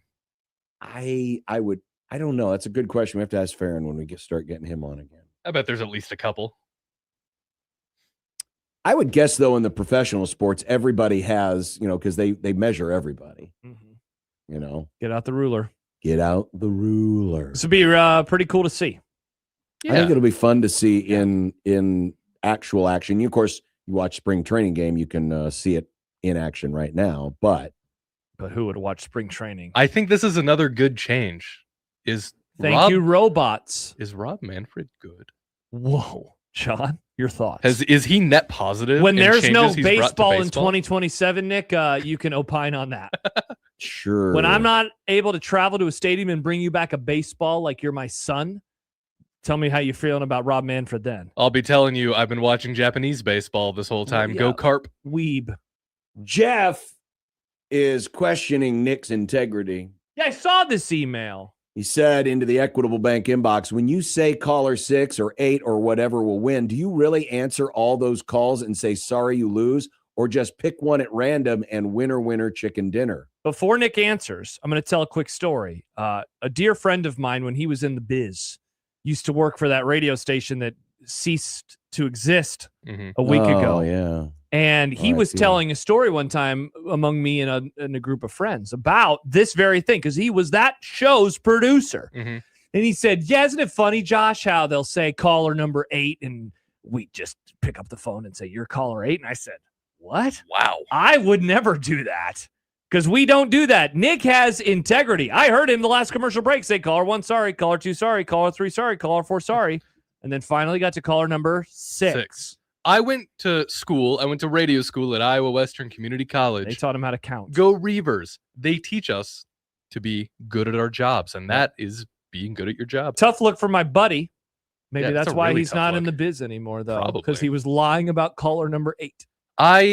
I could not do that. If John picked a ridiculous number like 96, I would go through with it. I hope you know that. But it would also affect the show. Challenge accepted, John. It would affect the show. I can't produce if I'm answering calls. Well, be listening for that legitimate caller 6 when you hear the Brett Maher drop. And now the drama of Brett Maher. Brett Maher has given the hometown crowd something to cheer about. Oh, my God. You've got to be kidding me. I've never seen anything like it. Why are we kicking it? That one? That drop? Wait, don't we just have one more to give away? Two more. All right. 402-951-1620 if you want to see Journey in Lincoln. Tight.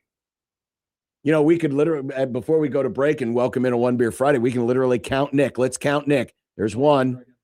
There's two. Yep, there it is. All right, he's halfway there. Yep. Here they Living on a come. prayer. Caller 4. Oh, one more. Boom. Look at that. Good job, Nick. We saw that behind the scenes. We saw By it. the way, as we go to break, it was 1 week ago today when I was in New York. Someone was inquiring because I had, misidentified the Zone Twitter feed. I mentioned that Classic sponsor John. should not Yep. be named. And someone reached out to us and said, Voldemort. is there a way we can sponsor the Twitter feed? Oh. It's not starting today. Well, we're going to give him a shout out. But we're going to give him a shout out. Thanks to Liquid Trucking. Soon, the Zone Twitter feed will be the Liquid Trucking Zone Twitter feed. Let's go. And at that soon to be named Liquid Trucking Zone Twitter feed, you can vote right now in our poll question. Should he be fired? No. Oh. The question is, on a scale of 0 to 5, with 5 being likely, what odds do you give Matt Rule of still being Nebraska's head football coach in 2030? You can vote right now on the soon-to-be Liquid Trucking Zone Twitter feed at USC 1620. In fact, I'm hitting the retweet button. Oh, perfect. Right now so that you can see it at the top of your timeline. Pesky Blues writes on YouTube, that was me, and then adds, let's go, boys. Speaking of that Twitter feed. The Liquid Trucking, soon to be Liquid Trucking Zone Twitter feed. It's a One Beer Friday. People can let us know what they're drinking as Yes. the weekend arrives. Maybe- on a glorious Friday. Maybe your beer was delivered by Liquid Trucking. Oh, my gosh. Probably not. I don't think they deliver beer that way. Let's go, Scott. Let's go, Scott. But if they did, they'd do it really well. Mm. If they delivered beer Mm. at Liquid Trucking. Dude, a One Beer Friday on a day like this is patio drinking weather. It is patio drinking. I can't wait for you to see the beer that I brought. I can't wait to have the beer that you brought, Nick. And we can't wait to start One Beer Friday with you next on 1620 The Zone.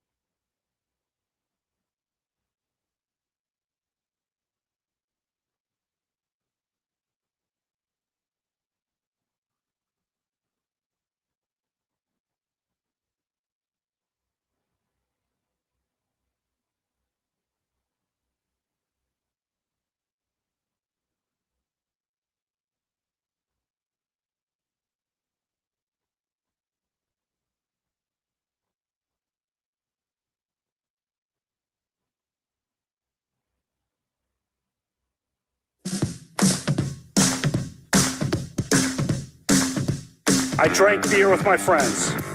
Sometimes I had too many beers. I liked beer. I still like beer. Had beers, have some beers. One beer, drink beer, drinks beer, drank beer, and drinking beer. Upstairs, downstairs, where was it? I don't know, but I had one beer. Friday!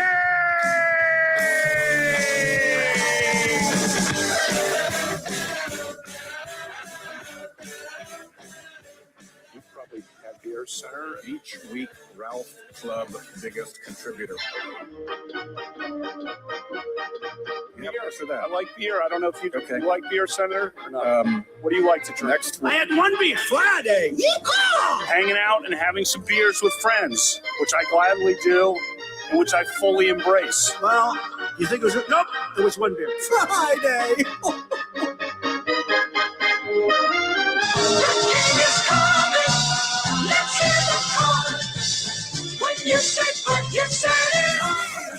Woo!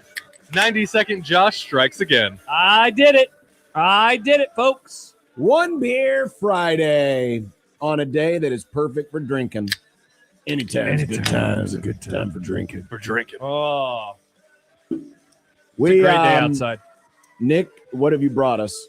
I have brought us Single Speed Brewing's One Margarita. It's a margarita-inspired sour with lime and sea salt. Now, this is interesting, Nick, because you are famously not a margarita guy. I'm not, but maybe something that's margarita-ish. I like sours. Maybe this will help. What do you think of it? No, I haven't tried it yet. I like that. Okay. It's good. John, what do you think? Okay. I'm not a huge fan of sours, but this isn't bad. That's a bummer because 2 of the last 3 One Beer Fridays have been sours.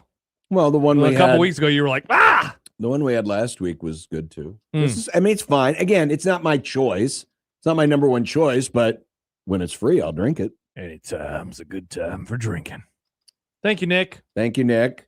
Thank you, Single Nick. Speed. I've never heard of Single Speed. Oh, Iowa. it's an Iowa beer. Where are they from? I have no idea.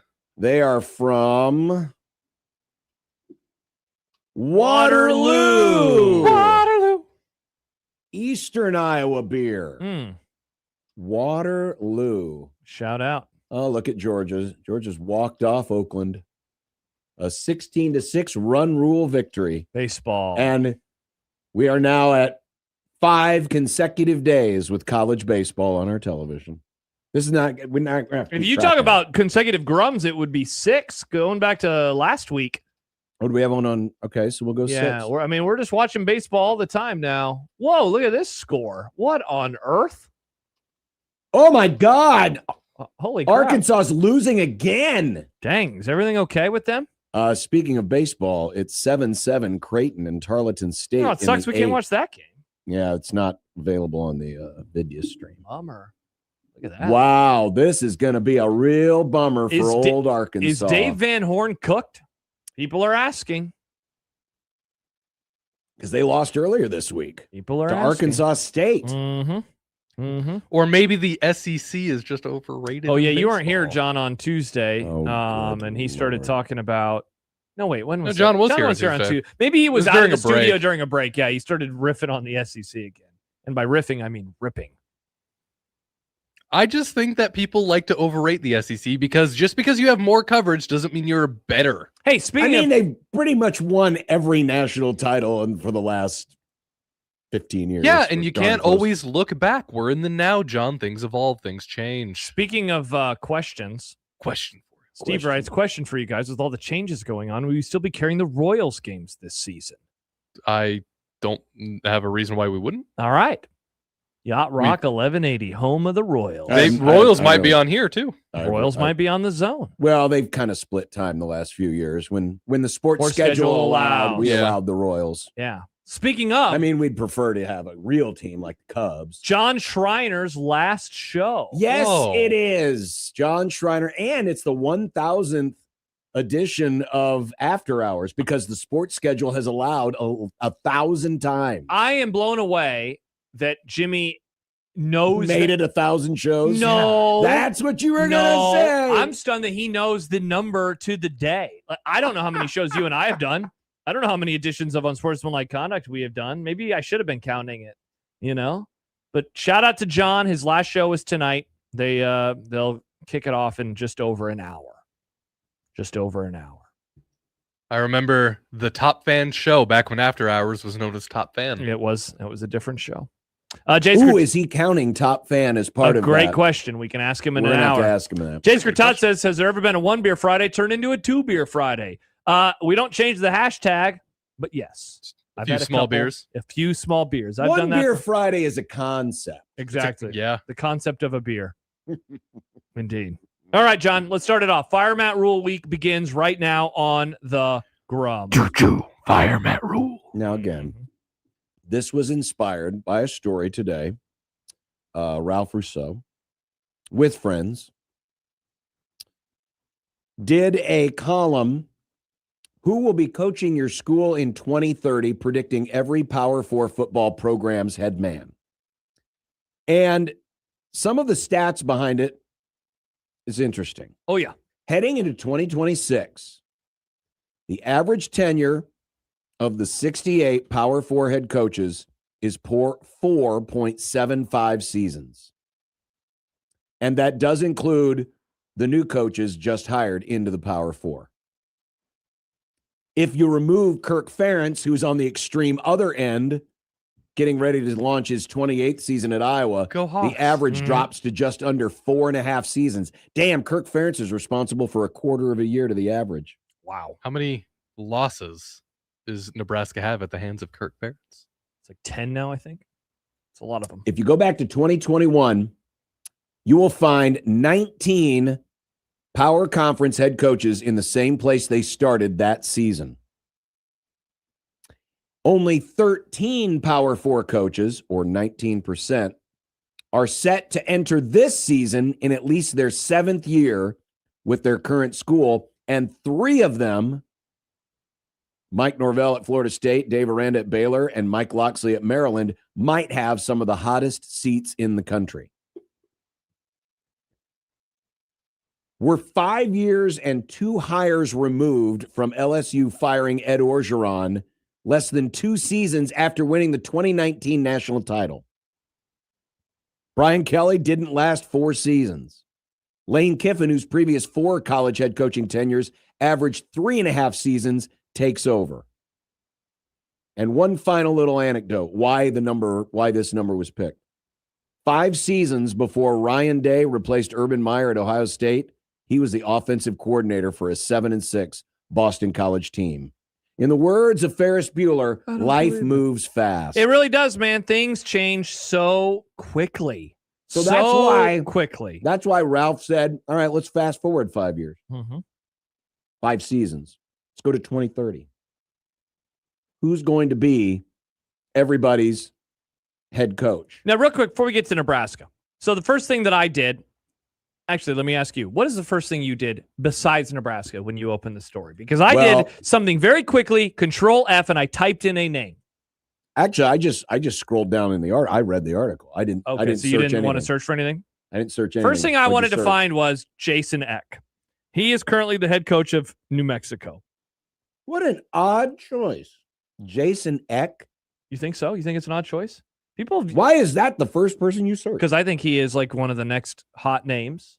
Mike Schaefer and I have discussed him many times. He is a coach that Schaefer, I think, wishes Nebraska could land at some point in time if things go sideways. And according to this story, Jason Eck will be the next coach at Wisconsin. As they write, the Wisconsin native and former Badgers offensive lineman seems to be on a collision course to return to Madison after winning a share of the Mountain West regular season title last year with one of the most extensively overhauled rosters in the FBS. Jason Eck has been an awesome coach in a very short amount of time. Very short amount of time. So never mind. I thought that you were going to say like a cool coach's name, or maybe you would be Jason Eck Pilled, but apparently not. No, I like to read the article as it was intended. Interesting. Very interesting. You know, I'm old school. Sure. Now, there are a few places where Ralph Rousseau has speculated that the current head coach is still the current head coach, like Kirby Smart, Dan Lanning. I'd be very surprised if either of those guys were gone, for sure. He did have a brand new coach at Ohio State. Ohio State, and here's what he wrote. Ryan Day is entering year 8. He had James Laurinaitis as the Ohio State head coach in 2030. This was an interesting stat. Seems like a huge step Since down. 1978, when Woody Hayes punched a guy, no Ohio State coach has held the job more than 13 seasons, and that was John Cooper. Wow. That's a good stat. So he speculates Day will knock out a second national title and then go to the NFL. Don't like. So he's got Ohio State. You might be wondering, what about some of the other? Well, What about Michigan? Michigan. No way that they're going to have their current head coach. He's old. Yeah, Whittingham's just a space filler who sold his soul to go coach for a cheater. He has Bob Chesney. Interesting. UCLA's current head coach. Yeah. Coming from Big Jim Madsen.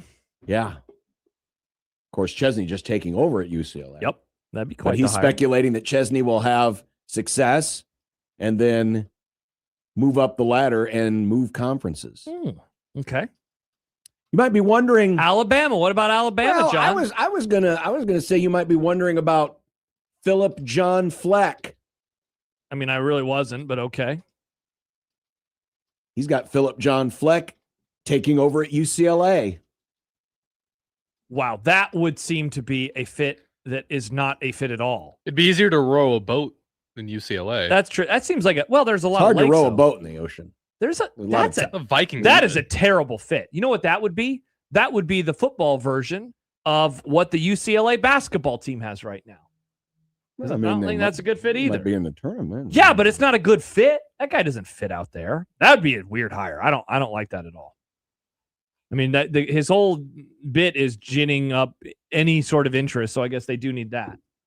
By the way, Alabama, for those who were wondering, John Sumrall, the current coach of Florida, the new coach of Florida. Mm-hmm. And if you're saying, well, what is Kalen DeBoer going to be? USC. And if you're saying, where's Lincoln Riley going to be? Texas Tech.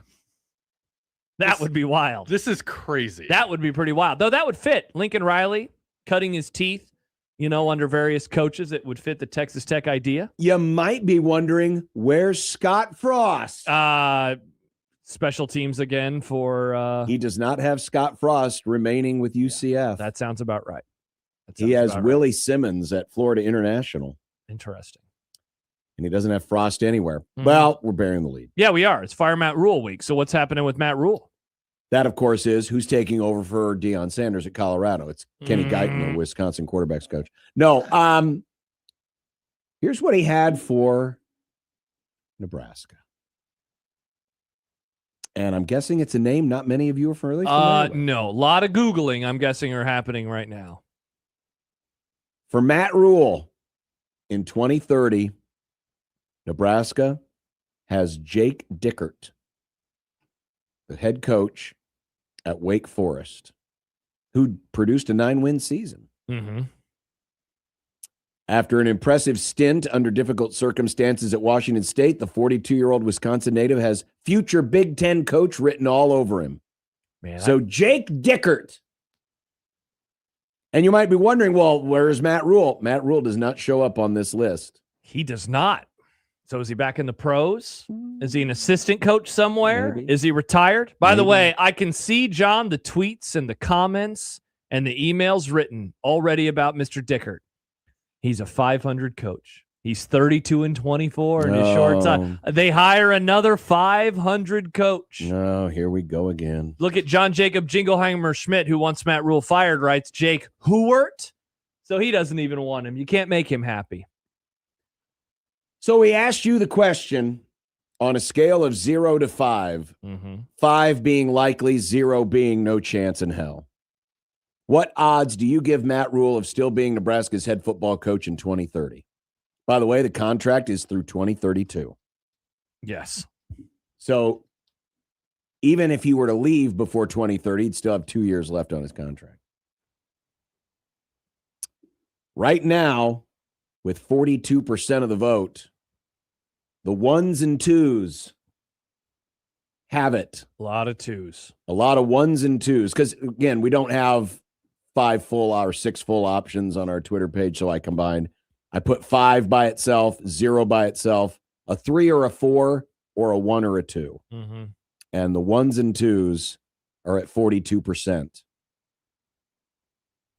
The no chance in hell and the 3s and 4s are in a virtual deadlock at rounded up to 24%. Mm-hmm.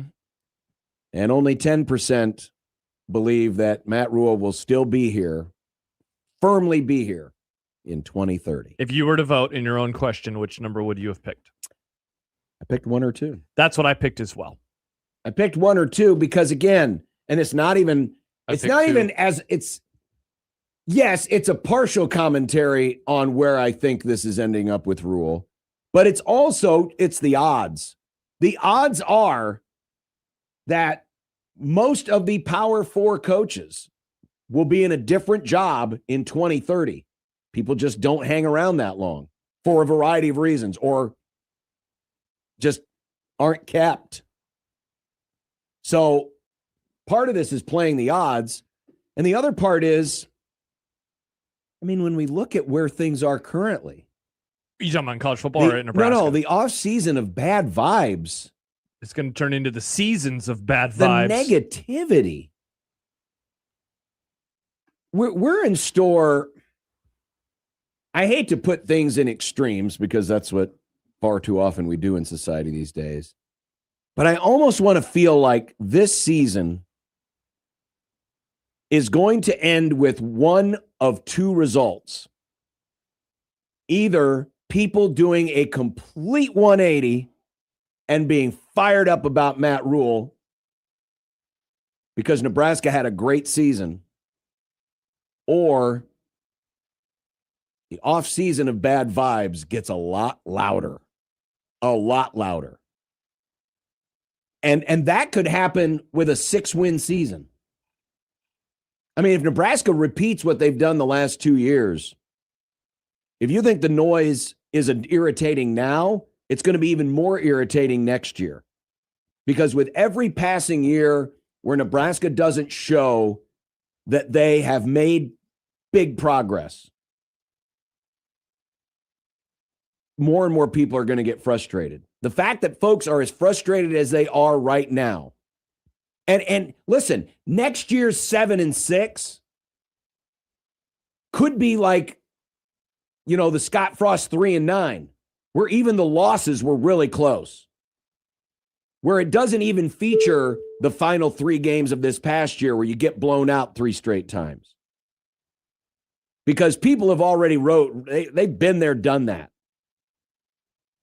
I don't think even a 7-6 where your 6 losses are competitive and close, even though the schedule's tough on paper, and you could squint and say, man, they could have won that game. I don't think that's going to change I don't think that's going to change a ton of people's minds, because there's already been enough groundwork laid to the frustration and the anger and the resentment that this year better show results in terms of wins and losses, and it ain't going to be about how it looks.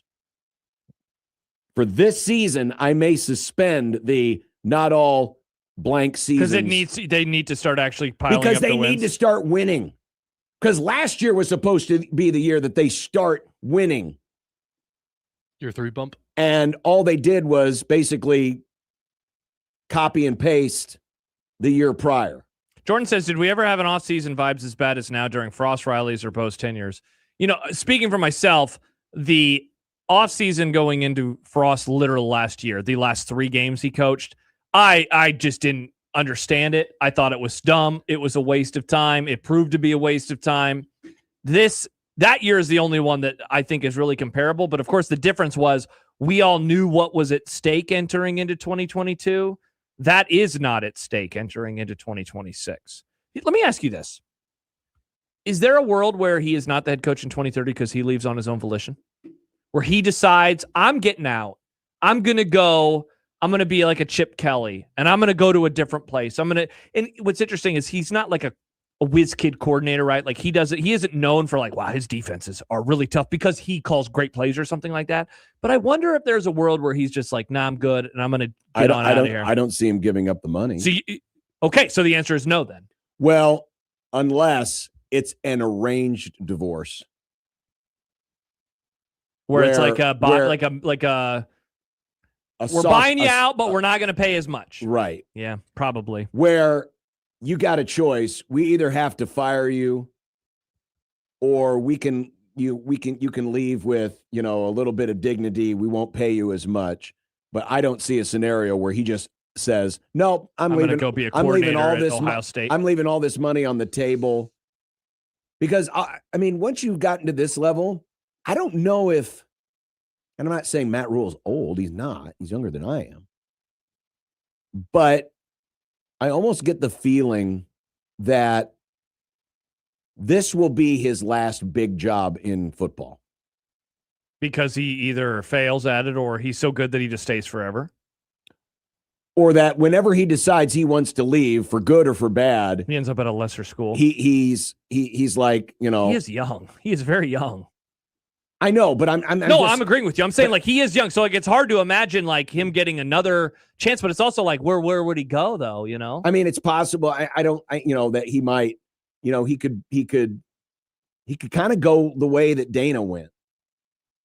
And I know Dana came back, but where maybe he's just, kind of doing it on the side, helping some friends out on the side, but he's not like, tooth, fang, and claw invested in whatever that is. See, and that's why I go back to like, what does he do well? And I don't mean that as a negative. Dana Holgorsen, sadly not here, but he was known for being an offensive innovator. Chip Kelly, I understand why he left UCLA and why he landed at Ohio State. Offensive innovator. What does Rule have like that? And so you're probably right. He probably wouldn't leave on his own volition. Going back to your 7-6 comment, Michael does right. If the 7-6 includes a win versus Indiana, Ohio State, or Oregon, might be able to put a positive spin on it. What if they gave Indiana their only loss?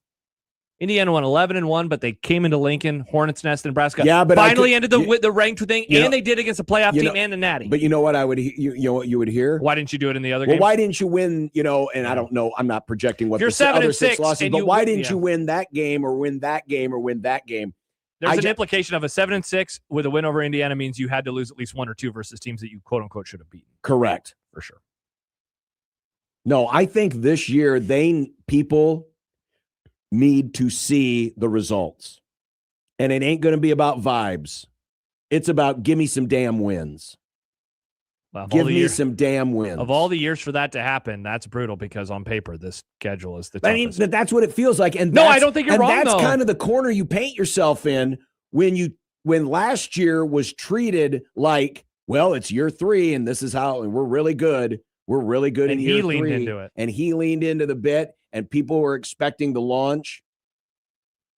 And I'm not even saying that, Nebraska needed to be 10 or 11 win team last year, but they only got to 7 against what was, that's the problem, considering a lot of things, a manageable schedule. Dude, and it's not even name brand or name recognition. No, you look at the wins and losses that their opponents had against teams that were not Nebraska. It was like the second easiest schedule since they joined the league. And on paper, this one is going to be among the toughest. And it's funny to go back to the 2021 comparison. That year, for all of Nebraska's faults, and I'm going to put a lot of that on them. You know me, I was not forgiven or in a forgiving mood. That 21 team lost to a playoff team in Michigan, a 2-loss team in Ohio State. Like everybody across the board that year. They had the Michigan State, Mel Tucker team on the schedule. Like that schedule was tough. But you go 3-9 and you're not forgiven. Oregon, Indiana, Ohio State could all make the playoff. One of those 3 could win the national championship. Iowa could be a borderline playoff team. Illinois could be a 8-4 team. Like it's very possible that Nebraska is walking into another Hornets Nest type schedule. But I think you're right. It has to be about wins at some point in time. It can't just be about the future and grow. No, you got to start doing it. I'm just weighing it off of the reaction. Yeah, sure. I'm weighing it off what the reaction has been. Because while I'm not surprised that people didn't come out of last year with warm and fuzzies, this off season has similar vibes to that 21 off season. Even though, Rule is in a much more stable place to be in right now. He's had more success than Scott Frost was. And that says something about how you lose games. Because if they finish 7-6, like, yeah, that's a disappointment, but getting skunked by Penn State and skunked by Iowa and skunked by Utah. I have no doubt that played a huge part in everything unfolding like it did. Oh, certainly. And then you add in the Eckler stuff, and you add in, the decisions that they made, and just the general malaise around here. But I think all of it eventually circles back to year 3 was supposed to be the year, right? And it wasn't. So it's a really interesting exercise that the Athletic did. It is. So again, the point wasn't to say we're trying to get Matt Rule out here on a rail, but I was generally curious how many people see him being the head coach 5 years from now. Yeah, J-Man says 7-6 would mean 26-25 at the end of this year. Hard to see Dannon or Rule making 5 more years after that. Yeah, I would say, Rule would certainly be on a hot seat. Dannon, maybe even more so, because we know what happens usually in these situations. So does he maybe get a little bit of a bump for what's happening with Hoiberg in Nebraska basketball? If your prediction comes true. What do you mean he gets a bump? If they're like, wow, good job, Dannon. You got Hoiberg to stick around. Do people like him because of it? Yeah, but you built a new stadium. You know how this place is wired. It's football pilled. You know how this place is wired. Very much football pilled. People are going to look, if things go south and it's time to make a change, they're going to look back and say, well, you had to re-up Hoiberg after what he did. Sure. You did a no-brainer move. Meanwhile, you outthought yourself and re-upped a head coach based on rumors that weren't real, that weren't going to come true. Yeah, you got played. Yeah, you got played. Yeah. That's what the reaction. Again, I'm not saying that's my reaction. That's what the reaction will be. Yeah. You mentioned that's how they're wired. You know how we are wired here at 1620 The Zone? How? We give stuff away. Congratulations to Grady and John. Yep. They were this week's online winners for $100 into the Sky Bar and Grill at the Prairie Flower Casino. You can enter right now at 1620thezone.com. And we're giving away those Journey tickets. I think we have one more pair left. One pair to go? I think we have one more pair left. And listen for the Brett Maher drop. We're also giving away the Girl Scout cookies still. Spirit of Nebraska. We're just doing so much. We're doing a lot. God. Which includes predictions, which we will do next on 1620 The Zone.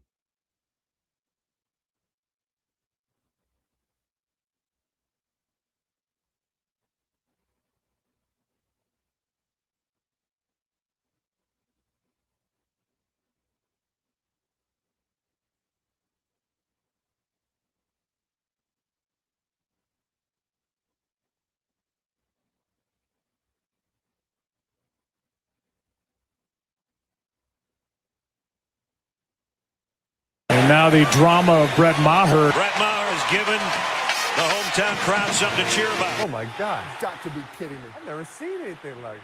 Why are we kicking it?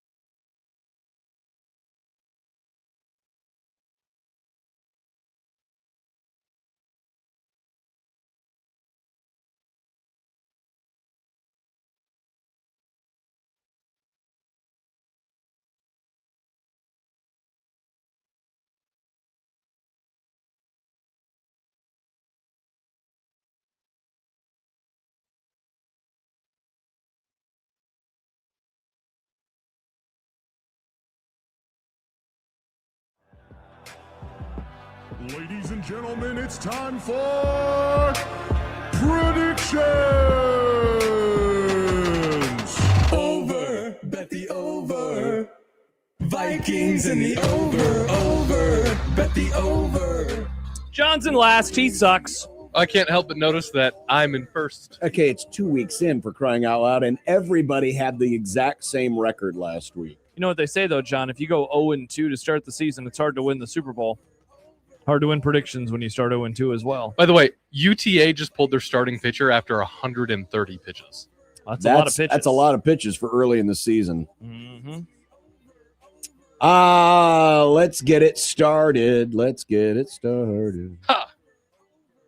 With the NBA. Awesome. The Nuggets are at the Thunder. 8.5. That seems like a big number. That's a real line. This isn't Bart Torvik. Well, I don't think Bart Torvik does anything for. That's true. NBA. Give me the Nugs. I like Denver here. I'll nugget it up. John, are you going to nugget it up? I mean, the Thunder. They've been mid lately, dude. They ain't no Spurs. They ain't no Wemby. Also, bad things happen in Oklahoma City. Whoa. Am I wrong? You predicting Nebraska's going to go there and lose in their first So game? you're taking Denver. You're taking Denver. Yeah. Yeah. You going to take the Thunder? Yeah, why not? Okay. I will take OKC. Okay. Will Jokic go over or under 51.5 points, rebounds, and assists? So that's all three combined. I had their game on the other night, and they had a horrible first possession. He caught it in the corner, had to throw it over his head, made a 3. Yes, the answer is over. He's the one with the horses, right? Yeah. He's the best player in basketball. It's close to horse season, isn't it? Well, for him, horse season starts when their season ends. No, that's fair. Yeah. I'll say over. I'm going to go under. The NHL. What? Hockey? What? The Minnesota Wild plus 1.5 at the Woolly Mammoth. Wait, they're called the Woolly Mammoth? I thought they were just the mammoth, but I guess it's woolly. I'm sorry. To me, it's How always do we the know Woolly that they Mammoth. were woolly? How could we possibly Nick, know that? Thank you for asking that. I've always wondered that. Science denier Nick Grimm. No, but all we have is their fossils. We just have bones. We don't have their fur. Bones are famously not woolly. They discovered those things through science. Interesting. How old is the Earth, John? Science says it's billions of years old. How old does John Bishop say it is? Whatever science says. Because I'm not a science denier like you two clowns. God denier. I'm not denying science. I just bones aren't fuzzy. With that said, I'm going to take the mammoth because I do think they were woolly. Hard to go into Utah and get a dub. Give me the Mammoth. I think I'm a casual wild enjoyer. Why? I like their logo. Okay. And that wooden bar I went to the other day, or last couple weeks ago. College basketball. The kids were already lining up early this morning. It's Big Fox Friday night. Michigan minus 2.5 at Illinois. Illinois. Really? Yes. Bart actually has this as Illinois minus 1.5. Oh. Michigan. I'm going to take Illinois. Ooh, I'm on an island here.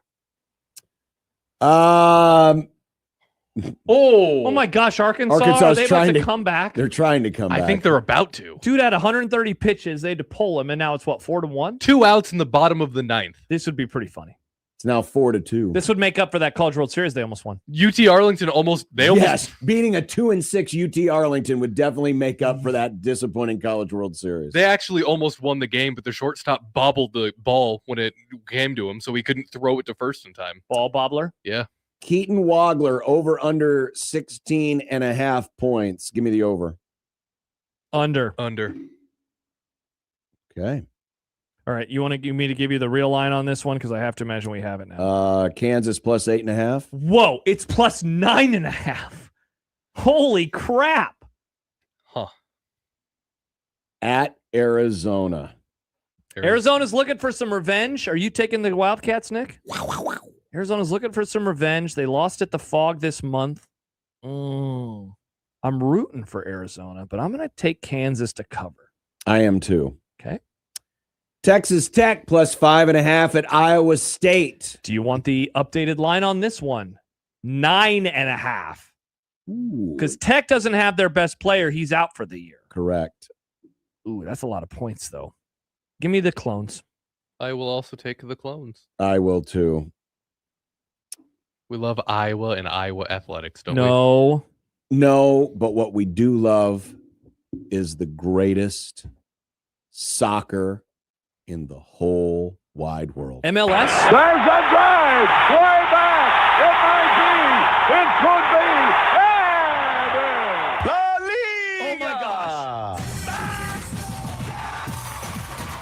La Liga. That's Spanish for the Liga. La Liga! By the way, multiple listeners have pointed out that they found woolly mammoths frozen in ice, literally with wool. Oh. So it's not even science. It was just, they were preserved. Well, it's still science. They had to get down there and dig. That's crazy. I bet the starting pitcher for UTA is pissed. Mm-hmm. Well, it's still 4-3. There's still a chance they could win. They just need one more out. Is there a runner on second? We got Whoa, You look know, at that freakazoid.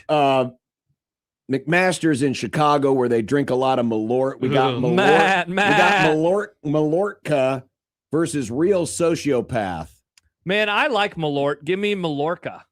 I appreciate when you go out to an event and your dad is meeting and greeting with other people. So give me the real social dads. Ah, good job, Nick. Thank you. I will go Mallorca. Okay. Baseball. Nebraska goes to where the real college baseball is played. Oh! Wow, Nick's pumped. Where that they- was cool. Where the SEC loses to the Wax UT Arlington. Wow, they almost came back. Overrated SEC once again loses to a perceived lesser team. Well, and I look perfect forward- timing. Perfect timing, Nick. Nebraska's at Auburn in 3 games. What do you say? The Big Ten is back, baby. Nebraska. E2. Nebraska, what? 2 games. Oh, I thought you said E2, like he was giving an error. No, it was like Error to the catcher. Yeah. Auburn 2-1. Auburn 2-1. Ooh, John, I'll turn on St. John's, Kentucky. Welcome to the Big East. Kentucky. God, what a game. That was cool. What a game. Well, we already have one final. Creighton falls today to Tarleton State. So there are 2 games left. How do you this lose to a weekend. place called Tarleton? So it's 2 games left. One will be against Abilene Christian. Then there will be a rematch against Tarleton State. So with that said, I think the Jays will bounce back and win them both. They'll go 1-1. Same. Hockey. Omaha and the undefeated Miami of Ohio. Oh, wait, that's their basketball team. Correct. What do you say? What do you know? What do you say? Is there a Bart Torvik, Warren Nolan type site for hockey? I mean, they have the hockey rankings. Yeah, but like an analytics site that There's has probably- like puck there's numbers. probably something in there. It's called puck numbers, I believe. I'm going to actually. go Miami of Ohio. I apologize. I'll take the Mavs. You're going to take them in both. Yeah. I'll go splits. So someone's going to get the point. Halvesies? No. Holesies. Creighton and Providence. John, the line for this one is Jays -2.5. This game's over, by the way. Oh, okay. Providence, obviously. Yeah, Providence. Creighton keeps letting me down. Why could I pick them? I can't. Some fan you are, you fraud. Hey, maybe I'm trying to go for the reverse jinx. 4-5, 4-5, 4-5. We don't allow those types of things, Creighton. I've nailed the Jays. It is senior day. There will be 2 seniors, and they're both 1-year seniors at Creighton. Nick Graves, Josh Dix. Combined points over under 31.5. Over. Under. All right, this line is smaller. What is it? Nebraska -3.5. Well, that makes it even easier to pick Nebraska. Yeah, I think so too. I'll go with the Skurs. Trojans. Hater. USC over UNL. Nick spelled Price's name wrong. Yeah, I spelt it wrong. Oh, John spelled Price's name wrong. I just copy and paste. I didn't spell anything wrong. What are you talking about? On the the thing, you spelled it wrong. I didn't spell anything wrong. Did I spell it wrong this morning? No, I did not. I spelled it with a Y. It's not spelled Price with an I. It's Price with a Y. Show's called The Price is Right. Yeah, I don't think that's how it works. Well, no, wait, let him cook. Will the Price score more than 18.5 points? Under. Over. Big game from Jamarcus Lawrence tomorrow. Over. Now, what's this? The IndyCar season opener. The Grand Prix of St. Pete. Interesting. They're using Grand Prix. You know what other St. better Pete, sport does that? Florida? Yes. Where the Rays play? Yeah, St. Petersburg. It's a street race. The home of the Rays? Yeah. It's a warm place. Isn't that just like old people? Down in No, St. Pete? Isn't it there's just young for people- retirees? There's young people there too. Taking care of the old people? No, what is your point here? Pick three. Award, Paolo, and Newgarden. Going deep on the odds here, boys. Deep. It's Pelot, by It the is way. Pelot. He's a champion. Shouldn't have been standing there. I'm going to go with Pelot, Dixon, and Newgarden. Give me award. We're not giving you an award. You didn't do anything. Marcus Ericsson, former Formula One driver. Wasn't good enough? And let's see. Where is he at? Mick Schumacher, former Formula One driver. J-Man writes, F1 more like F won't, JP. Yeah, good call, J-Man. Doesn't even make any sense. And Ladies and gentlemen, this is the main event of the evening. Is this what happens when Creighton isn't good at basketball anymore? Basketball doesn't even get the main event tag. Well, next week the main event's going to be the Australian Grand Prix. It will not. the main be. event has always been NASCAR. It always will be NASCAR, Josh. I don't know what you're talking about. I liked when we Get had with that the segment. times. I like when we had it on basketball. They're racing at COTA. Circuit of the Americas, a Formula One track. But in this one, we're just going to Congrats. ask you who among these three drivers lands the best finish? Kyle Larson, Christopher Bell, or the only winner this season in NASCAR? He won both races, Tyler Reddick. I'm going to go with Christopher. Don't call me Alexander Graham Bell. You Right? got there. Yeah. Yeah, okay. Give me Larson. If I'd have called him Alex Bell, would that have been okay? Alexander Bell? I needed the Graham. Well, you know Moonlight what? Graham. I'll guarantee that somebody gets a point. I'll take Reddick. Baymon wants to know, is Duramax a condom brand? Nick? No, it is not a condom. What is brand. Duramax? It sounds like it. I got my Duramax for my monster. You know, you remember that. You remember that line? Drop my Magnum condom. Duramax is their diesel engines. It's a brand of diesel engines. Oh, okay. It sounded like a battery or a condom company. My brand. Coming up next, Content. Then what's for dinner? Wow, on a Friday. Then the sports schedule will allow for the 1,000th time in a row. Whoa. No, not in Not a in a row. row. Whatever. 1620 zone.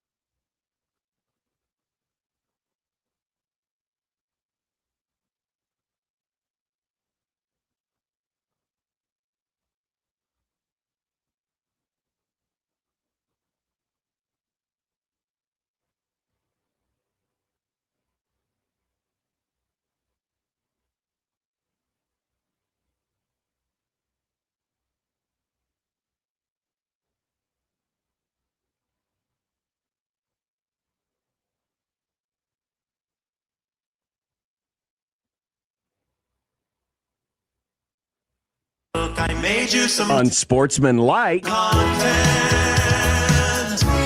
Unsportsmanlike content. Unsportsmanlike content. Content. Content that's unsportsmanlike. All right. It is time for content. It is time for content. The thing that I had ready to go. Purdue went down last night at home to Michigan State, and the logjam at the top of the league has 3 teams tied at 13-4 in second place. When the season ends a week from Sunday, which 4 teams will get the triple bye? Well, let's get that chart up there with the remaining games. The good news is for Nebraska, they sit pretty well in terms of all the tiebreakers, so I feel confident that Nebraska will be one of the 3 teams. Michigan State still has Indiana, Rutgers, and Michigan. So Indiana's been leaking oil. Illinois has Michigan, Oregon, and Maryland. Purdue's got to win out. I think the standings I think it's the teams that are already there. Nebraska, Michigan State, Illinois. Yeah, I think so too. I really want to be cute and put Purdue in there, but then I was just trying to figure out who I would remove. You mentioned it, Indiana. Yikes. Speaking of bad vibes right now in Bloomington. So I don't really think I can knock Michigan State down. Obviously, it would take quite the meltdown for Nebraska to fall apart like that. Illinois, I mean, after Michigan, they got some winnable games. So, yeah, I'm with you. I think it's going to be Purdue. Don't call me Knipple, set the rookie record for made threes in a season last night, doing so in only the 59th game of the season. Given the emphasis on threes in the modern NBA, how impressive is this? Still impressive. 59th game of the season is pretty wild. He made 8 of them last night, so that is impressive in and of its own right. But, I mean, yeah, this is like passing records in the NFL. Not so much anymore because defenses have changed, but like a decade ago when suddenly 5,000 yards became not normal, but more doable than, when we went how many years in NFL history with only one guy doing it, and that was Dan Marino in the 80s, which is a stat that's more impressive by the day. So, yeah, this is impressive, but it's mainly because of the era, I would say. Yeah, but still, I mean, to do it in 2/3 of the season is really impressive. I just hope that Khan is a good teammate, and he thanks the person that made it all possible, Ryan Kalkbrenner, who, of course, all 5 defenders had to account for him, leaving him so wide open for those 3. Good job, Kalk. Speaking of the NBA, because I guess we're an NBA show now for some reason. Awesome, Nick. Chris Thompson of Defector wrote a story yesterday titled, "Wait, whoa, the Spurs are way ahead of schedule." The Spurs have won 11 in a row and now sit just 1.5 games back of the Thunder, a team they own the tiebreaker against. Should we be talking about San Antonio as a legit title contender? Sure, why not? They're playing really well right now. They are playing really well right now. They're putting up big numbers too. I mean, have you looked at some of these scores during this winning streak? 135, 138, 136. Just beat the Nets 126-110. Yeah, San Antonio is legit, man. The only argument against them is it's a very young team, and we never see teams that are like this where they go from not making the playoffs, coming back, winning the whole thing with pretty much the same core and the same player. That said, Wemby is the guy. He is everything that people said he would be. I remember talking with Ravi Lula the day after or around the NBA draft a few years ago when he was coming in. And I said, is he worth this? Like this hype? And he said, absolutely he is. He could be the best player in the league. Didn't think it happened by 2026, but he's playing that way. He doesn't have to jump sometimes to block shots. He is one of the best defenders. And one of the things that I really like him, incredibly competitive, where I didn't watch the All-Star game, but from all reports, it was a more interesting game than normal, in large part because he was demanding that of the other players, saying, if you don't take it seriously, I'm going to be blocking your shots left and right. I think that they are a serious title contender. I don't think that they will win it all this year, though. The NFL salary cap is moving up to a record $301 million. That's a $22 million jump from last year.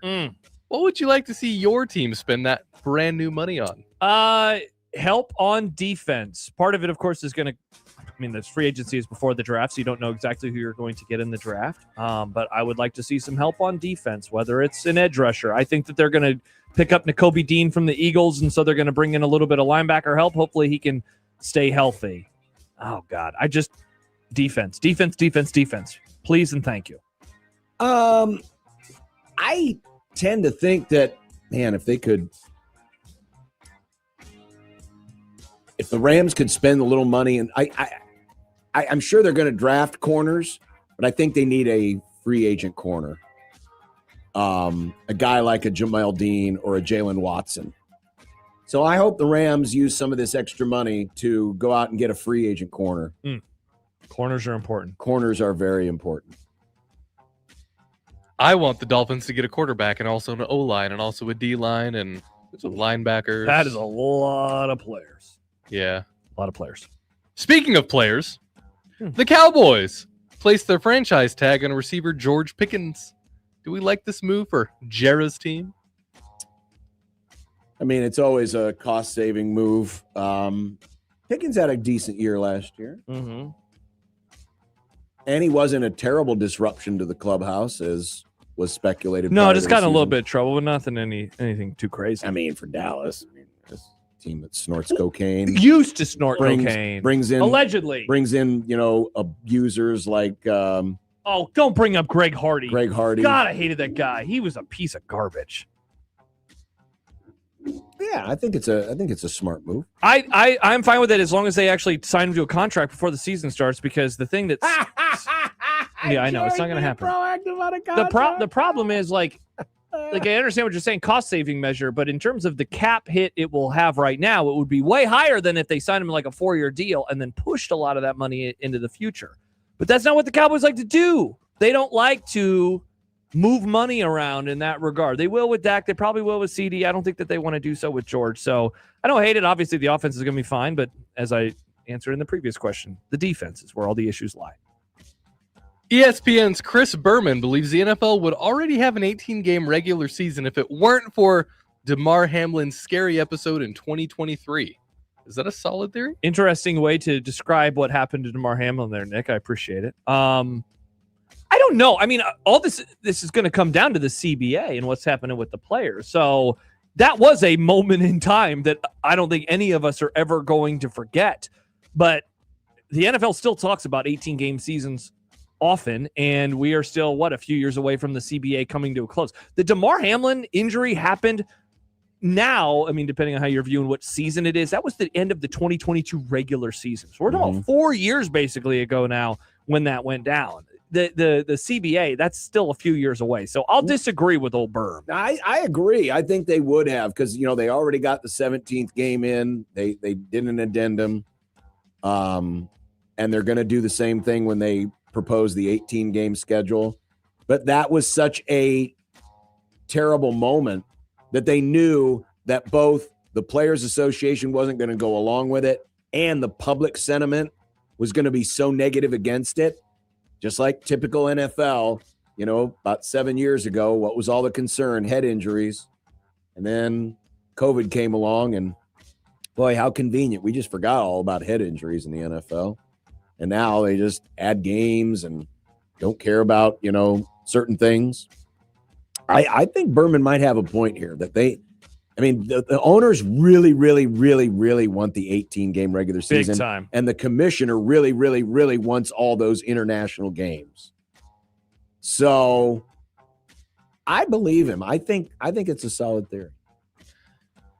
Finally, Lionel Messi was knocked to the ground after a fan rushed the field in Puerto Rico yesterday. Now, Messi was unharmed, but are soccer hooligans becoming Iowa fans? Don't like that, John. I don't like the idea of soccer fans besmirching the good name of soccer fans. This is a sport that has never had any sort of fan problems over the years. No one's ever died, certainly, at a soccer match. No one's before. ever gotten trampled at a soccer game. They haven't burned down stadiums at soccer games. Yeah, Iowa fans, you could learn a thing or two from soccer fans and how they act and how they purport themselves as humans. So, not great. Talk about a messy situation, writes Jordan. Unbelievable. Get it? You love those bad jokes, Nick. I figured you'd be all over that one. I love them when I make them. Interesting. And that is content. And that's a week of shows. Yeah, it is. Almost. I guess we got one segment to go. The best segment of the day. Oh, hold on. Now, do we want to cash in our McMaster card today? Just have Jimmy Excellent. come in? All right. An extra long 1000th episode. You It's know a what? special. And that means more time for John Schreiner to say goodbye. I think that's an excellent idea, Nick. We'll finish up? fulfill Okay, our we'll- contractual obligation and Contractual. do our own show. I'm not on a contract. I can leave. With What's for Dinner on 1620 The Zone.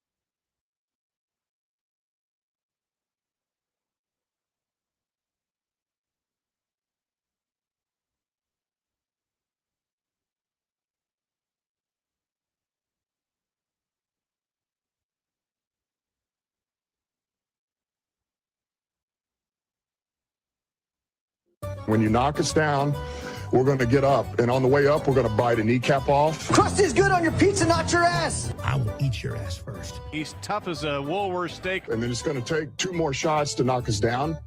All right. And on the way up, we're going to take your other kneecap. I'm ready to hang them up, gut them and skin them and chop them up. You know what? I'm ready. My daughters aren't starving to death. I'll eat my neighbors. And we're going to get up, and then it's going to take 3 shots to get us down. And when we do, we're going to take another hunk out of you. Cliff, what are you going to take away as your best memory from playing basketball at Boston College? Probably just like going out to eat. We have reached that awful time of year. What? Oh, Friday. I always forget how much you hate this. Nice. What do you have, mac and cheese? It's not in the playbook. This was make-believe. Sometimes it's fun to get down in the dirt and design some plays, though, John. No. Wait, you're saying the Bible is make-believe? No. The Bible is real. And what's Oh. real in the Bible is there's nothing in there about thou shalt not eat meat on Fridays during this random 40-day period. It was a Pope thing from back in the day to help elevate the fishing industry. Exactly. That's a conspiracy. It's No, I think that's actual fact. It's corporatization is what it is. Ooh, late stage capitalism, Pope. Thank you, Capital. So what are you having tonight? Fish? A Or baked mac and potato and a salad. Is this gonna be one of those nights where you stop on the way home and get a Big Mac and don't tell anybody about Can it? you sneak some bacon bits into that salad? So how are you gonna have a baked potato without bacon bits? I mean, it's Well, I possible. eat baked potatoes all the Butter time. without and some bacon salt. bits, but- Yeah, is a crime against humanity. Are you having fish? Like, is there fish available if anybody wants it? No, I don't. Wait, so want fish. dinner? No, That's is dinner. there? But is there fish at dinner? No. You're just going So wait, vegan. Dinner is tonight is a baked potato and salad, and you're not skipping anything. That's the whole meal. That's not a meal. Just get a burger That's from a McDonald's. side and an appetizer. I know. Have a What? stash of hot dogs. That is crazy. Eat a cold floppy hot dog. I'm going to Monolithic, gonna have some fish and chips. Let's go, John. Nice. Fish and chips. Oi! And some beer. Last night I got a smash burgie at CHI. It was pretty good. Tight. Tonight I think we're either thinking burritos or wings, but we haven't decided yet. Ooh, I'm having wings tomorrow. I've been craving lemon pepper lately. Lemon pepper wet. Wes writes, how much snow are we going to get Sunday, Josh? What is the old prediction? We've Like, been watching it. I don't I'm going to say know. 2 inches. And then it's just going to melt on Monday. Because that's the time of year that we're at. So No, you know much what? snow. Under 2 inches. Less than 2 inches. I haven't looked recently. I don't know. It'll be fine. I'm not sure. Not worried. Yeah. But you know Besides, what? That's a Mother tomorrow Nature- problem. Mother Nature is saving her worst for the spring game. Look at this. Whoa. Look at this. The sky is so blue Ah. and still bright. Is the sun even still above the horizon? Yeah, we can Seriously, see the top I of it. Whoa. when I drove home the other day, I had to wear sunglasses. I did too. Whoa. Yeah. Now, not the whole way, but certainly coming up over Dodge. Yep. You hit that spot, and it's like, hello. I won't get that luxury, but I'm glad to know that other people do. Give Nick the baton, I'll take it. the martyr baton. What on earth? The martyr baton noise. All right. Well, that's the Grums for this week. What do we got next week? Oh, we have our regular list of Grums. Oh, yeah. Next week is a regular week, a.k.a. John leaves us again. The new normal. We got Austin coming in on Tuesday, Stibbs coming in on Wednesday. Sadly, Wednesday show, little short. Bummer. But we'll power through.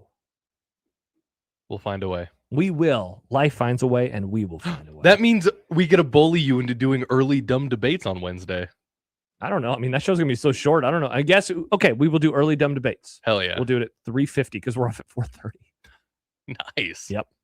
Great show, boys. Writes Baymon. Happy weekend. Happy weekend to you, Baymon. Yes. Baymon. Happy weekend. Congratulations to After Hours 1,000 shows tonight. That is all. Wait, they're doing 1,000 shows tonight? Yes, they're going to do 1,000 shows tonight. Well, I mean, Schreiner's leaving, so they got to get as many in the can as they can. If I were them, I would come up with 1,000 takes for the thousandth show. Oh, that's a great idea. That's a fun bit. One take for every day. Can Jimmy come up with 1,000 bad takes? Well, have no fear. I mean, he has done definitely 1,000 can. shows. He definitely can. That's Yep, the 1,000 question. Jimmy. takes. How many bad takes in those 1,000 shows? Oh my gosh! So they do 1,000 shows. 2,000 bad takes. Boy, that's over. I'm taking the over. I'd also take the over. And congratulations to John Schreiner Yes. on his way out. We will miss seeing his lovely face here as the sports schedule allows. As the sports schedule allows. Hopefully, the next person is just as handsome, whoever that person may be, And funny. and funny, and funny. Wonder if. Nah, I won't say it. All right. Okay. But congratulations, seriously, That's no to small the feat. After Hours guys and to our buddy John Schreiner. Mm-hmm.